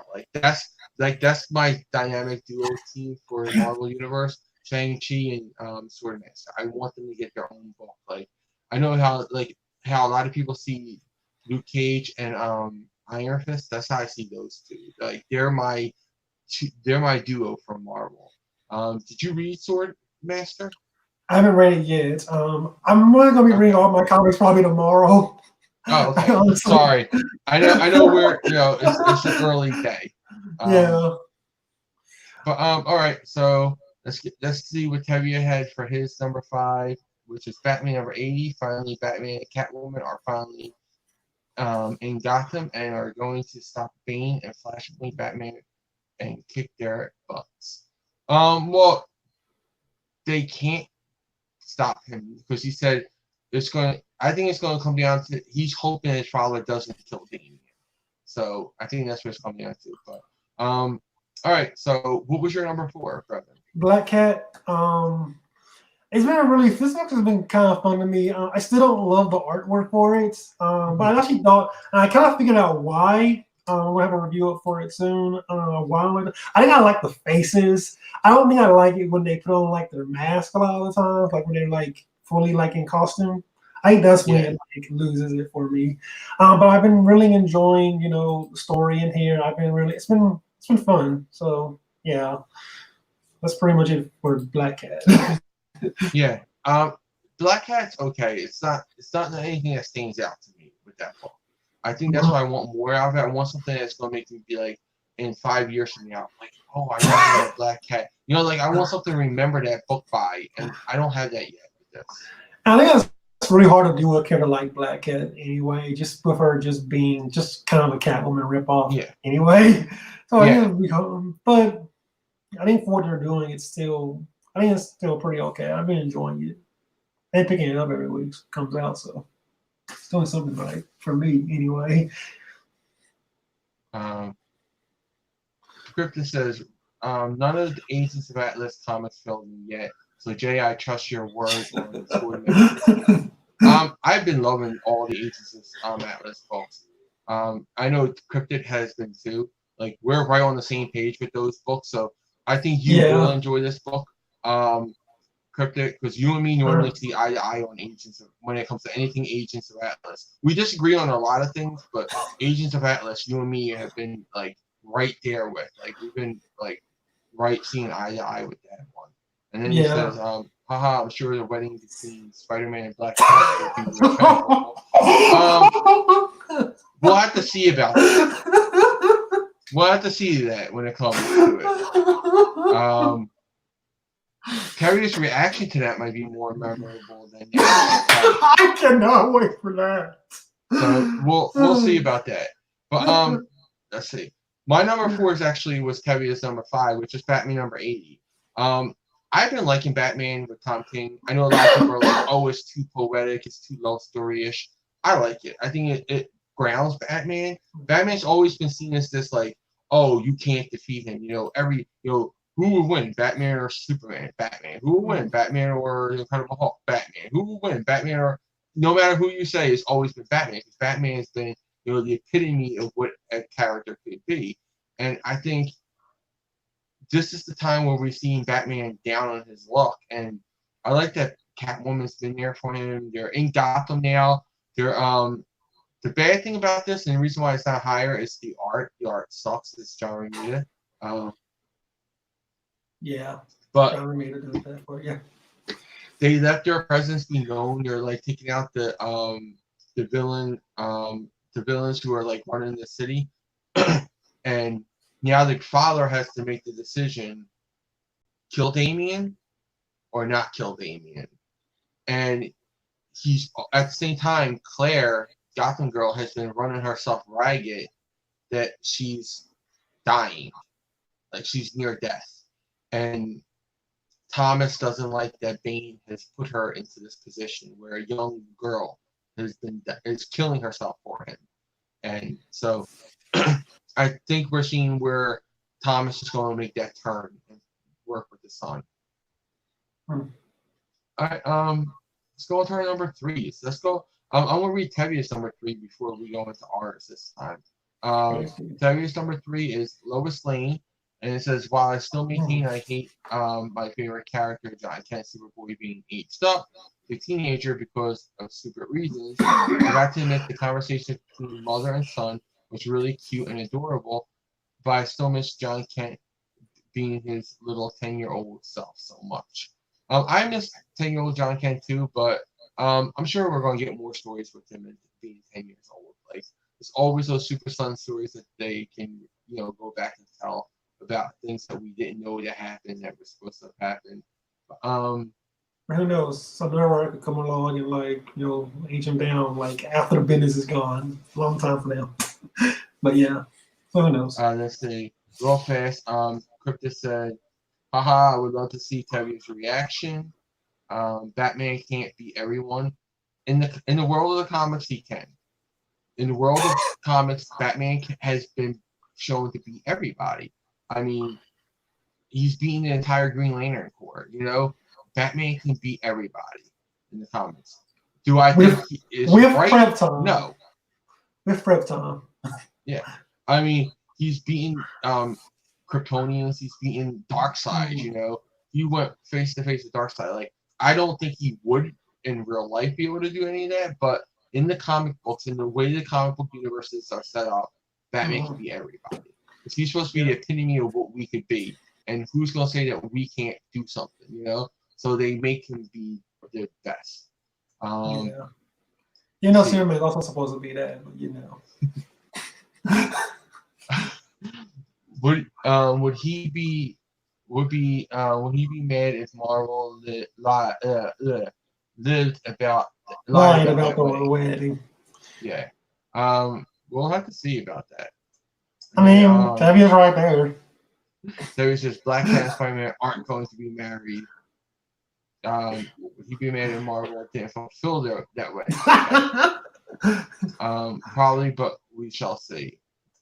All right, we'll have to see. Come back to that when that actually happens. All right. So what was your number 3? Young, this is number 9. Oh wait, I'm sorry. I didn't read Tevia's number 4 either. You didn't? Let me read his number 4. His was Birthright number 40. More craziness and magic and spirits. That's all I got to say. Okay. I like Birthright, but it was just a basic book for me this week. Nothing big. But what was your number 3? Young Justice number 9. Yeah, this is actually, I might kind of surprise myself a little bit. This is high. Although again, haven't read all my books yet, so it's probably gonna get bumped down. But I've been enjoying this is Bendis's right now is his best book since Naomi is in it. I love Naomi. But yeah, it's been pretty good. I'm enjoying this whole like little time travel, this future being the Hmm. second version of themselves. It's been pretty good. It's been fun. Something I don't get a lot from in this book. And I've been enjoying this so far. It's been a pretty good run, and yeah, Yeah, I like the so origin of Teen Lantern too. I thought that was a yeah, unique origin. It was yeah. a spin on the Hal Jordan origin. Especially since Teen Lantern hasn't gotten any development up until this point. Yeah, her, we finally get her, to see a little bit about her. I think it took too long to get to that point, though. Honestly, I do. I think it should have been done earlier on. She's a new yeah. character. I didn't need to know what happened with Superboy or Bart or Robin, Tim, as much as I did what happened with her because I don't know her. So you want me Yeah, to invest in the character? You gotta tell me up front who she is, you know. And I yeah. think for the first arc, we didn't even see her face. You know, she was hiding Mm. behind that construct for the first arc completely. So, um, but um, I did enjoy it. I think this is my number 7 because number 6 was no, my number 8. Number 6 was Fantastic Four. Number 7 was Fantastic Four. Number 6 was Future Foundation because it had Ricky Barnes in it. I love me some Ricky Barnes. Um, Okay. the the um the Heroes Reborn Bucky. So I love her. But let's go on to my number 3, which was actually Champions number 10. So Cryptic. If you don't want to be spoiled, this is where I'm going to be talking about Champions. It's rushed. It was rushed because of the Jim Zub had to finish out the storyline. So that's the only really bad thing I had to say about this book was that it was rushed because of the way Marvel was ending the series. So that was disappointing. But other than that, I think it was a really well done issue. They had to fast forward the Viv and Viv 2.0 relationship. They mended that real fast. They mended Viv and Riri's relationship. The turnaround where they were bad and turned good happened really fast. But by the end of it, I felt happy with it. You know, I did feel happy with the conclusion of Champions. Um, did you read this one yet or Yes, no? I read it. I read it. I actually have a review Okay. of it coming soon. So All right. Cool. You want to say anything about it or? I back to something about it. Don't Okay. we'll just keep moving on. All I'm right. going to talk about it. All right. So number twos. Um, my number 2 was Daredevil number 12. Daredevil is actually a really good book right now. If you have not read Daredevil in a while, read this Daredevil. It's a really solid book.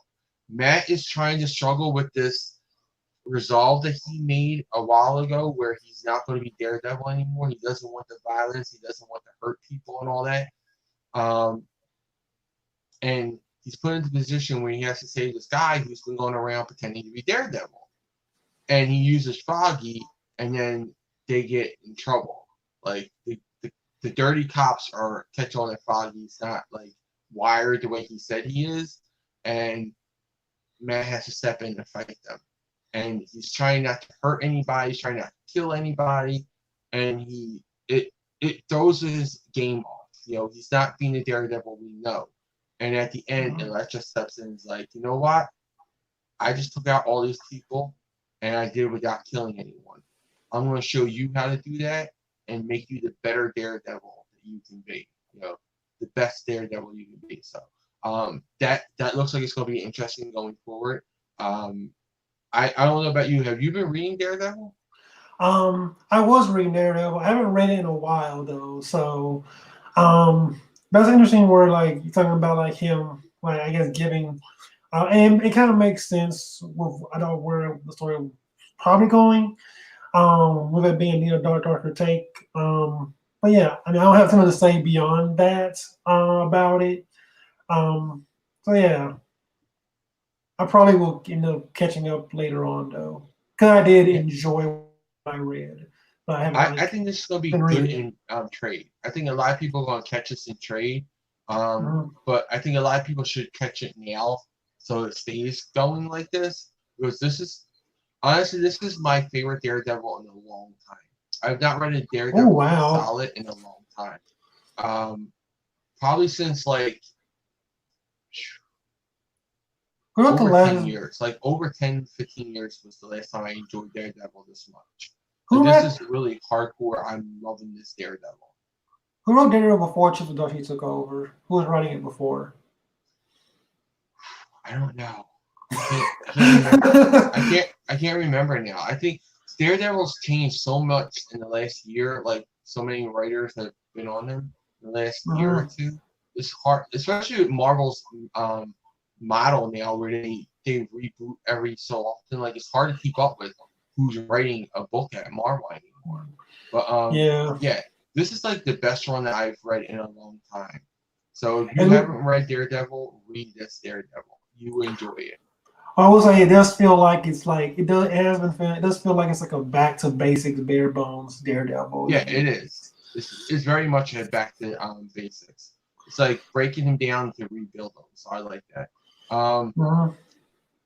Let me read this. He says, Terry says, Teen Lantern, I thought was really boring. I don't know. I found her interesting. I found her story interesting. Um, honestly, I'm not surprised of the story being rushed, but that's because of Marvel, not because of the writer. That's not bad Mhm. writing. It's just the company. Um, Cricket says, "Dang, I was hoping Champions could at least been a double-sized issue to give time to being a proper ending." No, sadly, they didn't even do that for them. Like here's the last couple issues, you could feel it was being rushed, but it was still a good read. I think you'll still enjoy the read overall. Cryptid. I'll wait to read Daredevil through trade because after reading all the Charles Soule's run, that's who did it. It gave me a feel of Daredevil. Charles Soule, yeah, Cricket says Charles Soule was it. Okay. Yeah.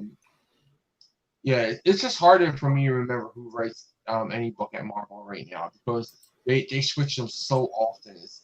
Unless you're something like Jason Aaron and Thor, Or where you're it's just like, yeah, where running even though it's forever. been rebooted, it's still the same team. Yeah. There's no like real connectivity there. So Mhm. what was your number two? Lois Lane issue number 4. Cool. Yeah. So yeah, I'm enjoying this book more than I thought I was because I really not like the first issue of Lois Lane at all. I was actually really bored by it, but ever since then, I've slowly been like I just keep reading it because it's. I think also just because I need like at least one good Superman book in my life. Yeah, I can never drop any Superman book. I would never drop any Superman book. I don't care how bad they get. I stuck through the New 52, so I will stick through. Yeah, I would never drop any Superman book ever. I couldn't. It's not in my DNA. And this is actually I think it's actually been it's taking a lot of things that have been set up in Superman and doing what I feel like are interesting things with them. Like again, like the stuff with John. Like I think this is the best I've seen the teenage John been. I like him more in this book than I do in the actual Superman book. I think it's because they write him as a teenager, where I think Mhm. in the other books he's almost written as a kid who just appears to be a teenager. Like he's still Yeah, like I think in the Superman main books, Bendis writes him like it was like, oh, I was just aged up, but I'm still like almost like Lion-O in Thundercats, where he wakes up and he's all of a sudden he's an adult. Where I think Rocket actually takes him and it's like, okay, how would a 17-year-old teenager act at this stage in his life? I think that's yeah. why he's more interesting and he's better developed here because Mhm. he's not acting like he's still a 10-year-old like, oh my god, dad, is this right? He's more confident here. Yeah. He's more of a young man on the verge of he's a young man on the verge of becoming a man. And that I think Rocket does it better. He has that voice in his head better than Bendis does. So I agree with you on that one. Mhm. Yeah, and he just feels. Yeah, he definitely he feels more like mature in this book too. Yeah. So I think that definitely does add to it. Um, a lot. I also like what they're doing with the question here. There was a conversation they have at the end of the book that I thought was really interesting and really insightful. Can't remember the conversation exactly now, but it was something about just how people want to pursue truth. And Yeah, everyone always says they want truth, but when they get the truth, they always push it away. And I thought that was an interesting idea they kind of brought up I love how in the Ruckus book. developed their relationship like throughout it, like just the way Mhm. he develops their relationship. I like that because you see Lois and Renee, they're they're very much alike, but they're very much different too. And Mhm. I like that contrast in their relationship. So that's an odd pairing, but I really enjoy it. Like I didn't know I was going to enjoy that relationship as much as I did. So I Yeah. like it.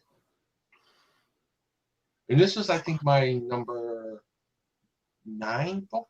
So it was up there. You know, it was good. It was a good book, but again, I just had a lot of books. I read a lot of books, so but nine is good for me. You know, Generally, so how big is your pile? I just want to know. this week I think I had 73 books. I think I had this week. Wow. Yeah, Wow, that's insane. I think yeah. I usually, yeah, I never, While I was doing New York Comic Con coverage, and while I was waiting for my niece to be born, my great niece to be born, so I I had a don't lot on know. my plate this weekend. I don't think I've ever gone past like 11 or 12 books a week. Oh, That's a I went lot. past that when I was a kid. Like I've been collecting since I was basically my whole life. Like I can't remember a time where I wasn't collecting a comic book.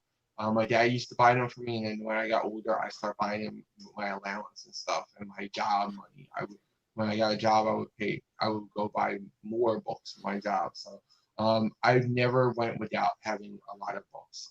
Like Wow. when people say like I only got 5 books in my pile this week, I'm like, there is this book and that book and this book and that book.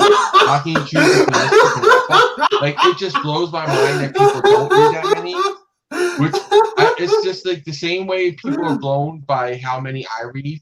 I'm blown away by how people can choose and pick so little books. You know, that is confusing to me. Like how can you choose between this book and that book? Like it, so it's the both sides of it. You know, I confuse people with the way I read, and they confuse me sometimes. Like like you having no more than 12 books. Like I'm like, but there's this book and there's that book and you can get that book and there's a pinch with this book.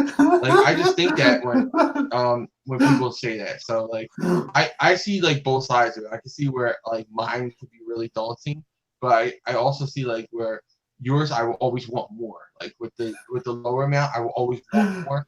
And with the higher amount, like and I read them because I really do love the medium. I love comic books. So like I want to get as much as I want to get as much as a, a, a well balanced one as I can. You know, so Yeah, um, that's. I think. I don't think the part of the reason why I don't I try to personally keep it like low. I remember like y'all did that one video. I think one of your kind of online people did that one video on like when they first started getting into comics, and sometimes like you get overwhelmed. Like I remember like I used to do that when I first started getting into comics, where like I would read late at night, and I try to keep reading just book after book. After that, and eventually I just said, okay, I need to stop doing because I am going to kill myself. yeah, see, I don't have a when I got into comic book stories because I was born into comic books. Like before I was born, my dad would read it to my mom while she was pregnant with me. So like Oh wow. I was literally born into comic books, and then when I was born, they were my instead of being read like Little Red Riding Hood and all those fairy tales that kids get read, you know, like Goodnight Moon and all that. I mean, I've Mhm. read those stories, like, but I wasn't read those. My fairy tales were Action Comics and Spider Man. You know, like those were my bedtime stories. Like those were my Wow. father son bonding moments. Like me and my dad, we really connected on that. So like for me, I've always had comic books in my life. So I don't know of it. Like I don't have that like, oh, I remember I walked into the store and I saw a book and I was like, ooh, what's this? You know, I never had that because my story was like it's always been in my life. Like I've never had a moment where I didn't have a comic book in my life. So, yeah, it's a different dynamic there. So That's cool. That's a neat. let's see what Terry's number 2 was. Terry's number 2 was Justice League number 33, a great story about the Justice League and the JSA teaming up with the Legion of Doom. Also, to have the 3 children of Perpetua merged together to become the Ultra Monitor was epic. That ending with the return of the Justice League Beyond was epic. That I'm so happy and I can't wait to see what happens next. You know, Terry, when I got to that page, I was thinking, Tevye is going to flip out when he sees that. Because I know Tevye loves Batman Beyond, and he loves that whole universe. So when I saw the Justice League Beyond, I was like, he's going to flip out when he sees that. So I knew that was going to be high for you. All right, so now we're on our number 1s. And I think I know your number 1. So yeah. Let me read Tevye's real fast, and then we'll go into yours. Because I think I know yours. Tevye's was Deceased. Was Deceased number 5. A great zombie story about the rest of the DC heroes trying to save the rest of the humanity from the zombie story.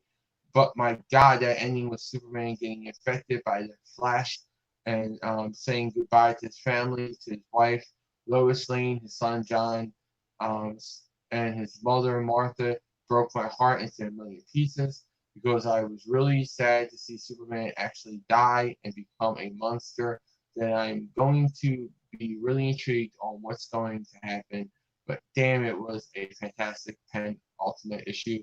And I can't wait to see what happens next.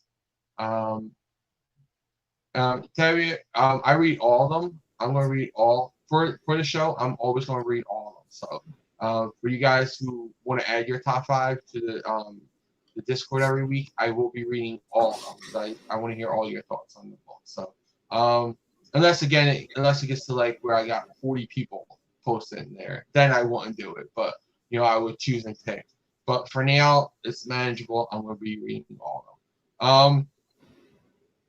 Deceased was pretty cool, but we don't see him actually die. We just see him get infected and go into space, so he doesn't hurt anyone. So we don't see him actually die or anything. We just see him going up into space. So yeah, it was a pretty cool issue. I've been liking Deceased. I think that was my number 11 this week. But let's go on to your number 1. You know what it is? It's gonna be Champions. Yes. That's a book that you, me, and Cryptic all pretty much solidly agree on. It's a great book. Yeah. So it's. I think we are us three. We've always agreed that that's a solid one. Ever since Jim Zub took over, man, it's always been in my top 5 at some point. Like it is my favorite book to read at this point. I didn't care when Mark Waid was writing it. Ever since Jim Zub took over, I've been buying that book week by week. So yeah, I think Mark Waid made it too much of a social justice warrior type thing. Where we didn't like the characters were all. They were just there, but they weren't themselves. Like I didn't feel any of their character in there. Yeah, this they had moments. I felt all their characters. I think Mark Waid had moments. There was like little moments, like the Avatar, like when they were talking about Avatar last they were been there, like they would do like stuff, goofy stuff like that. But for the most part, it got like really look, and it always would upset me because I always felt like Champions should have been what it should be like this amazing, what I should love and adore. But it never was like that, and it's kind of actually. A lot of I think the part of the reason why I love Jim Zub's run is because it's pretty much, I think it's kind of almost the run that I would write if I were writing Champions. Like it's almost the exact thing that I would probably do. Like which is always like the best kind of book that you're like, if I was writing it, this is what I would want. Yeah. I think that's like the best kind of book. But yeah. This issue definitely, I do agree with you that it definitely did feel like it was rushed. A lot of things kind of do just happen a lot of times. Like I know a lot of like plot controversies and things like, okay, well we're just gonna like friendship and happiness it ends up breaking, the control from Yeah, it Blackheart. was kind of rushed. It was kind of cheesy, but I think if he had 6 issues to do this arc, or even like Yeah, another 2 issues, I think it would have been more solid. Like if he would have got yeah, a chance to go on to number 12, it would have been a lot more solid. But yeah. he had to rush this into like a 2 or 3 issue arc. So Mhm. that I blame Marvel editorial for, not him. I don't blame Yeah, Jim Zub. What he did with it was really good. I think the amount of time that he had with it and what he could accomplish with it was really good. yeah. I love the scene. Obviously when Miles took off the mask, took them all in them, and like just revealed his identity. I love the scene between Rary and Viv. That was really great. I mean, even like a lot of people are upset that like they're just friends. I'm totally fine with them ending it like that because it both is open ended to like them further get down the future, and plus if they, especially since like it ended and obviously is being rushed, I wouldn't probably want it then to go into a relationship like super quick. I feel like it would be forced at that point. Mm-hmm. So I'm kind of glad with where they ended it off. So Yeah, it wasn't like, oh, we're not going to do it, but it's like, let's just be friends for now. Let's just work on yeah, that for now. So yeah, I did like that. It left it open in case someone else wants to explore it later, but for now, it's just going to be like we're going to do this for now. Crypto says, where will Joaquin go now that Champions is gone?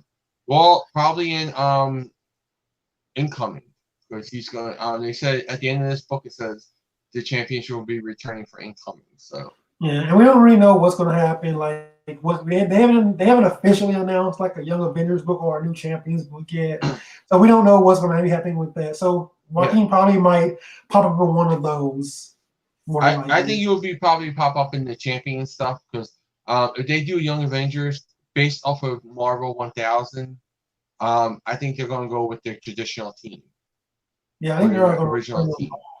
I think they're all going to bring them back. I just also remember that Bleeding Cool rumor that came out that saying that it might be a mix, but who knows?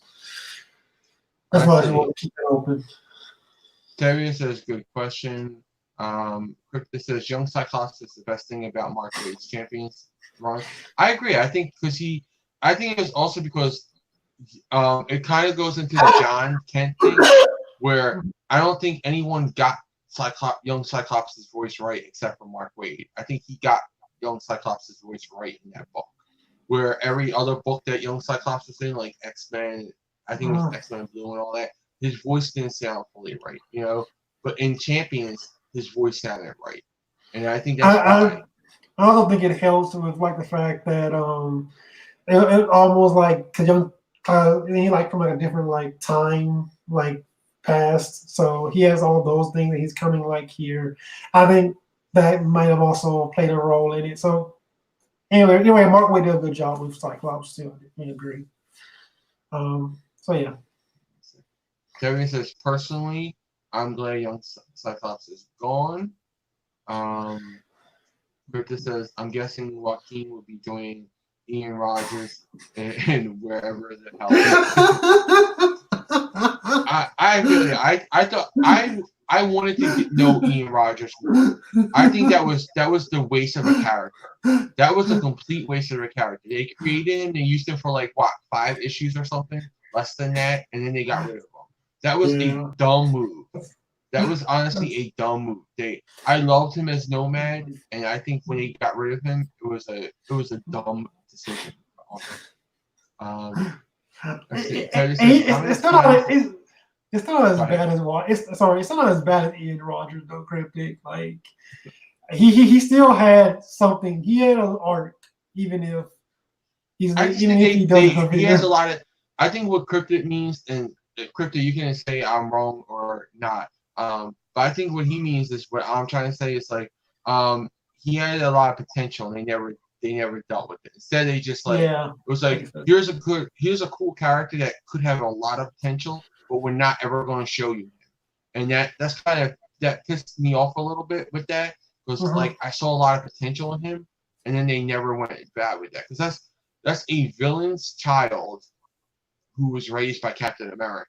You know, so Like there's a dynamic there that I think that could have been really explored really well. Um, but Terry says, how many times has Young Avengers got relaunched like Champions? Champions only I was think it's, this volume of Champions was relaunched 3 times. I had 3 volumes. I think Young Avengers only relaunched 3 times. I think. I think They, they only left Young Avengers was only relaunched twice. twice. Okay, I remember They had the original, Mhm. which a lot of people say was like a mini or a max series. It wasn't. It wasn't. It was the original series. It was ongoing, but it got canceled because Alan Heinberg had other commitments in Hollywood and stuff. Because he was a Hollywood writer. He wrote for TV shows and all that. So that was his main job. And he had other commitments he couldn't do it. So the book was delayed. And then we got the mini series, But the Karen Gillian, Children's Quest or something like that. Crusade. Yeah, Children's Crusade. Yeah.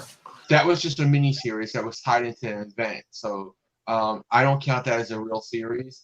And then they had yeah, that's what I was thinking the of. awful young Loki one.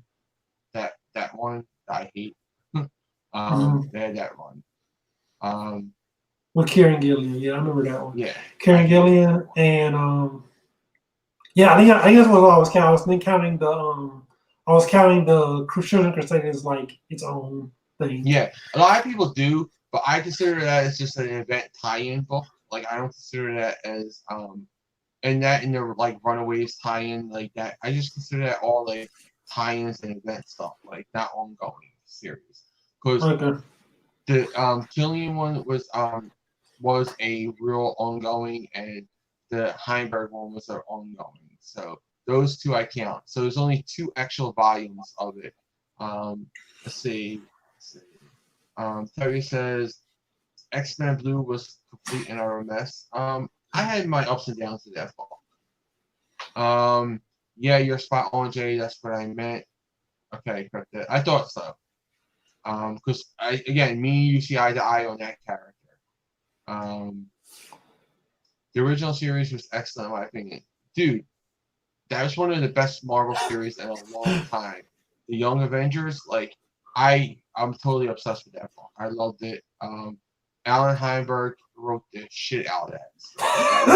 That was an awesome book. Eli is one of my favorite characters. That's why I'm so against like the new Patriot. Like, yeah. Only because Eli is so strong as Patriot. I'm like, why did you just throw him away? Like, I like Rashawn, but give him a different name. You know, like he didn't have to steal Eli's name. Like that's Eli's name. Like I just don't like that. Like Eli was such a great character in that book. He had such a great journey. And also again, I like Kate better in Young Avengers. I didn't like her when she became the slapstick comedy girl in her own series and all that. Like I didn't like funny Kate. I like the Kate that was in Young Avengers. She has some comedy in her, but it wasn't all about comedy. I understand. Let's see. Children's Crusade, yeah. The second Young Avengers series sucked. I thought so too. Terry said, my God, that was really bad. Yes, I thought so. I was so sad that Cassie Lang got killed off in Children's Crusade. I think didn't she return? No, she returned in wait, when did she return? She returned in Ant-Man, I think, or something else. She returned, and I remember that. Cassie Lang's statue was one of my all-time favorite characters in that series. It was tons of fun. You know what I loved about Young Avengers? Marvel 1000 was that the Young Avengers story had her in her classic costume. Oh yeah, have her in that Stinger costume.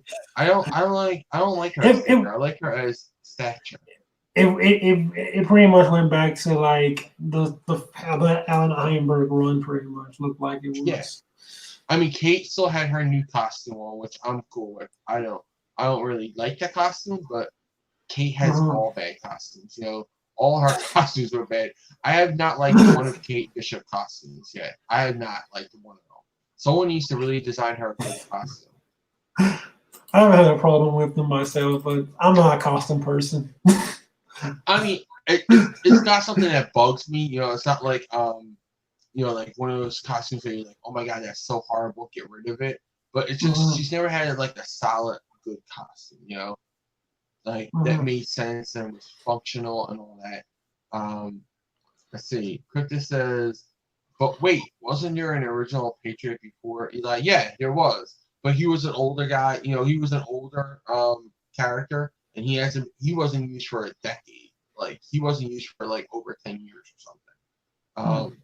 So like like we had Mason, all that stuff. Like they just weren't used. There was I think two other Patriots before that, but they just weren't used. Like it wasn't like Eli is still around. You know, Eli is still in the universe. He's still, there, and his friends are all active, but then he's like just missing. Again, I had nothing against Rashawn as a character. I just don't like him taking that name. That's all. That's my only issue with Rashawn is taking that name. If Mhm. he would have been like another um, character, it was like, all right, here you go, Cryptid. I want to explain it to you. What if they said he was Nomad? Like, what if he took the Nomad name from Ian? You know, that's how I feel about Eli. How you feel if you would have took the Nomad name away from Ian is how I feel about how I'm taken away from Eli. Especially the way it was given to him. It was just like, hey, I'm Patriot. You know, it was nothing about, Yeah, oh, there's another I guy definitely running around with that name. I definitely agree with you on that aspect. I definitely think like they probably could have built Rayshawn up a little bit more because he did kind of just come onto the scene Yeah, when he did. Like it was it was almost for a while. I almost actually felt like they forgot about Eli, which is why I was kind of surprised to see him in Marvel 1000 in the first place. I almost thought Marvel forgot about him. I'm just going to I'm going to say my number one just so we can get it out there, and then I'll read some more of the comments, and then we'll wrap Okay. it up and see what anything else.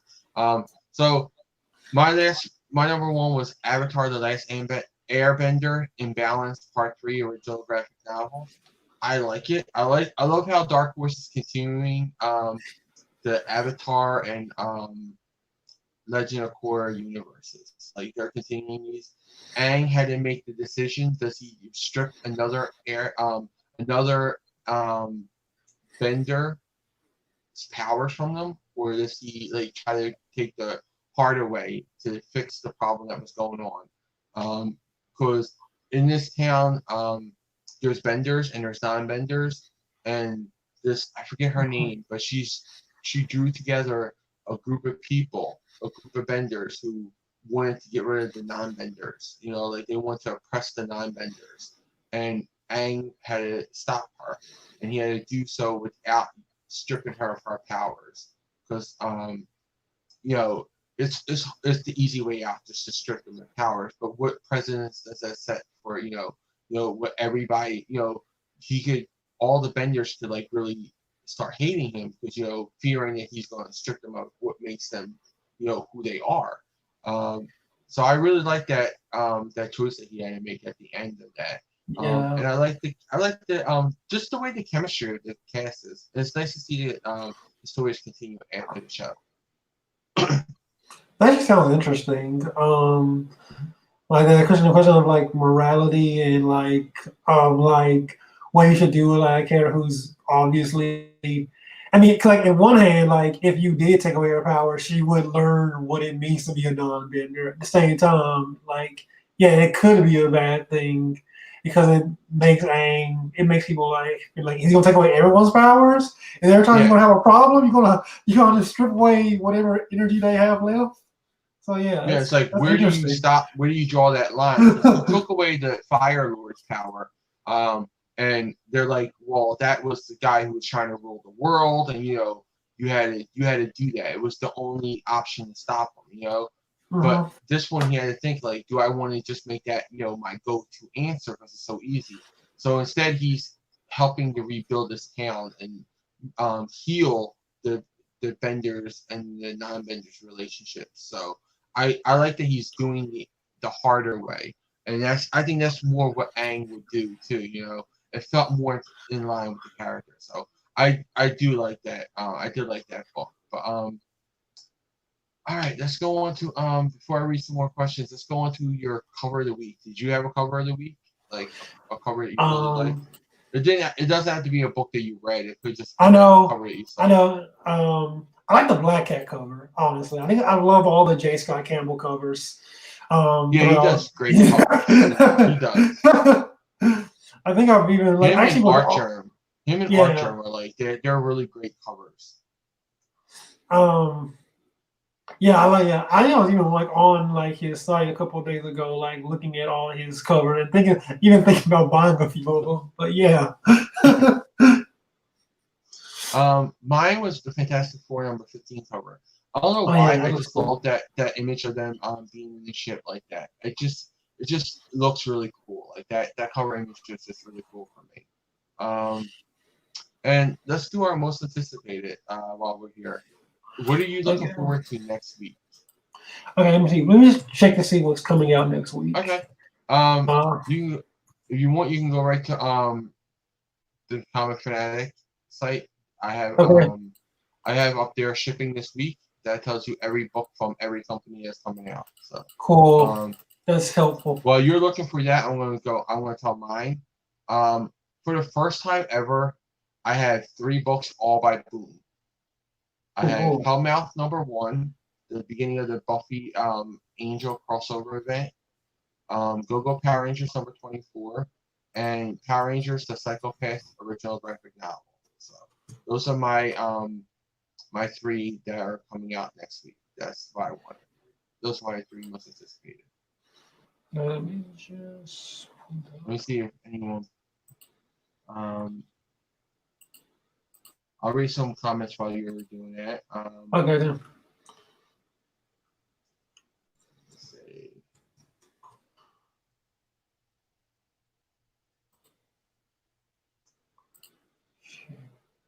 Calendar. Day. Tuesday. Yeah, Kate Bishop. Terry says, yeah, Kate Bishop and Hawkeye was meh. Um, then it says, I think Cassie Lang actually came back to life thanks to Doctor Doom. Yes, she did. That's how she came back. Um, she did become Stinger, like her MC2 counterpart, which was really interesting in my opinion. Uh, I don't really care about that because like that was MC2. I know what they were paying homage to, but I liked her as her original stature. And plus, she could grow and shrink. So Stinger is a great name if she can only shrink. But since she can grow and shrink, Stature was a great one because she could change the stature, her stature. She could become smaller, she could become tall. Um, Cryptid says, that's about my comparison to Nomad, him taking Nomad's name. And then he says, well, there can be two pages. I mean, we have two Falcons, don't we? Um, Again, I don't mind it. I just hate that they never even mentioned Eli. You know, no one even mentioned Eli. Okay. That pissed me off. Um, Yeah. there was just Again, agreed, it kind of felt like like Eli was. It felt like Eli disappeared. It felt like yeah. Marvel just forgot It about was like him. yeah, everybody just forgot Eli existed. Terry says agreed, kind of like we can have two Flashes and two Superboys. Um, Terry says, "Yup, exactly. I mean, heck, hasn't Keenan going by Superman as well? He's actually going by the Chinese Superman or Superman of China. That's Yeah. actually what they call him. Yeah. And Keenan's gone now too. So what's up there? Yeah. And we don't see him ever. Honestly, Terry says I only have one. That's Superman and maybe Spider-Man. All right. Okay. Did you find yours yet? Yeah, I got you. I got mine. Okay. Um, there's three, right? Or Yeah. three? Yeah. Your top three. Okay. My number third is gonna be probably Miles Morales Spider Man. Um, I've loved this series so far. I enjoy what Saladin has been doing. I don't think I've disliked any of his. Yeah, I don't think I've disliked. This is probably for me the best thing he's written so far since his Miss Marvel series has been kind of up and down for me. So yeah. Um, my number two actually is probably going to be Miss Marvel. Um, And my number one is actually ironically gonna be Superman 16. Even though I'm not looking forward to it. I'm anticipating it because Super Sons. Yeah, I mean, I'm looking forward to issue 2. That was my number 4. But just Hellmouth, I'm a big Buffy and Angel fan, so having that event is really cool to see. I want to see that event. And then everybody knows I'm a big fan of Power Rangers. So Power Rangers 24 is the Bulk and Skull issue. I've been looking forward to that. And Psychopath reunites brings back the Psycho Rangers, which I always loved. I thought they were cool. So that's pretty much all of it. Again, next week I'll probably do this show on a Monday night, or I might do it on a Sunday night. I'm not sure yet.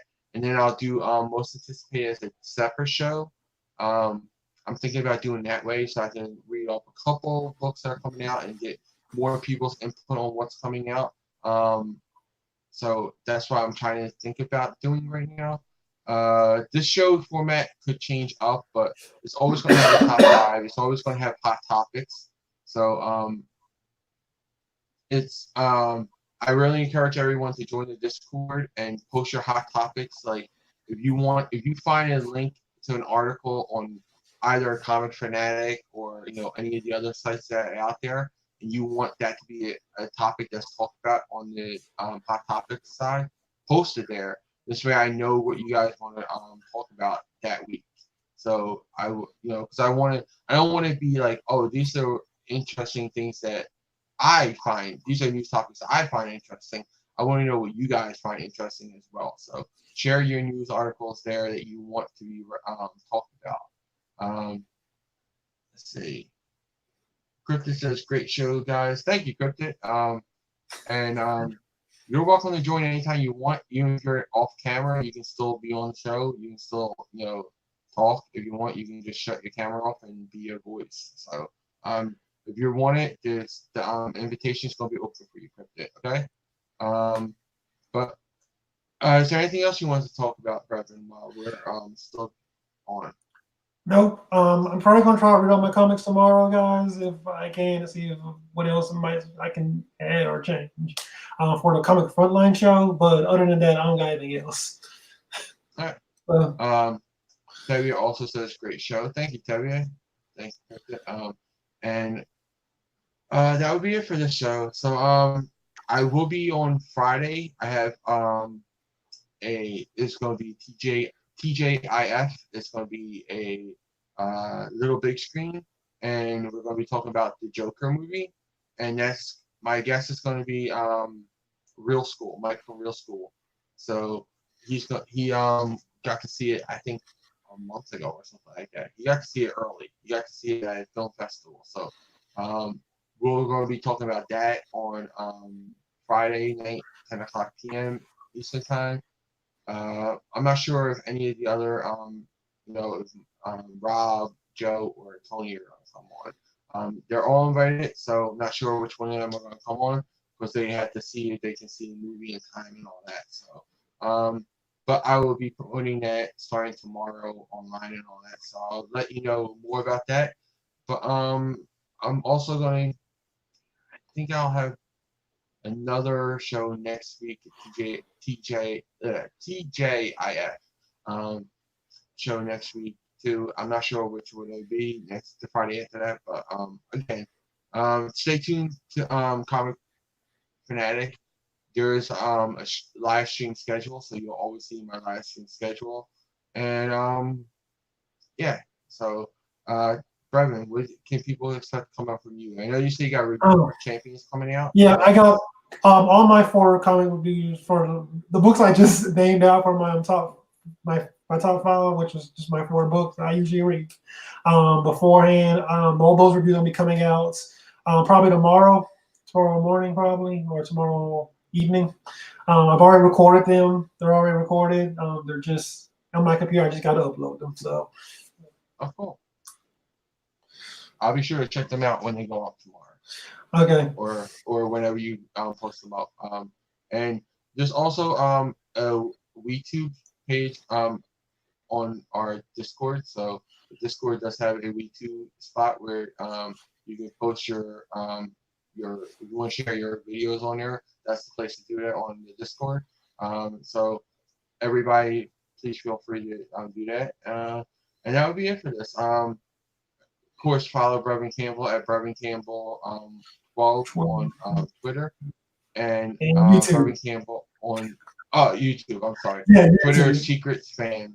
Yeah. Sorry, and then follow me, Comic Book Theater, and Comic Phanatic, all over social media. If you want to follow me on Twitter, it's right there on the little tag. It says, Comic Book Theater. You gotta drop the R because Twitter just won't let me put that many letters there. So yeah, that's it for this week. Come back next week with another Comic Phanatic live. I'm not sure who my co-host would be. Maybe it would be Brevin again. Maybe it would be more than one person. I don't know. But I like the format so far. But let me know what you guys think about it in the comments. Let me know, what you want from the show and what could be different, better, subtract, add it to. Let me know because I do want the show to reflect the people who are watching it. So, all right. So, bye everybody. Have a good night. See you later. See you next week.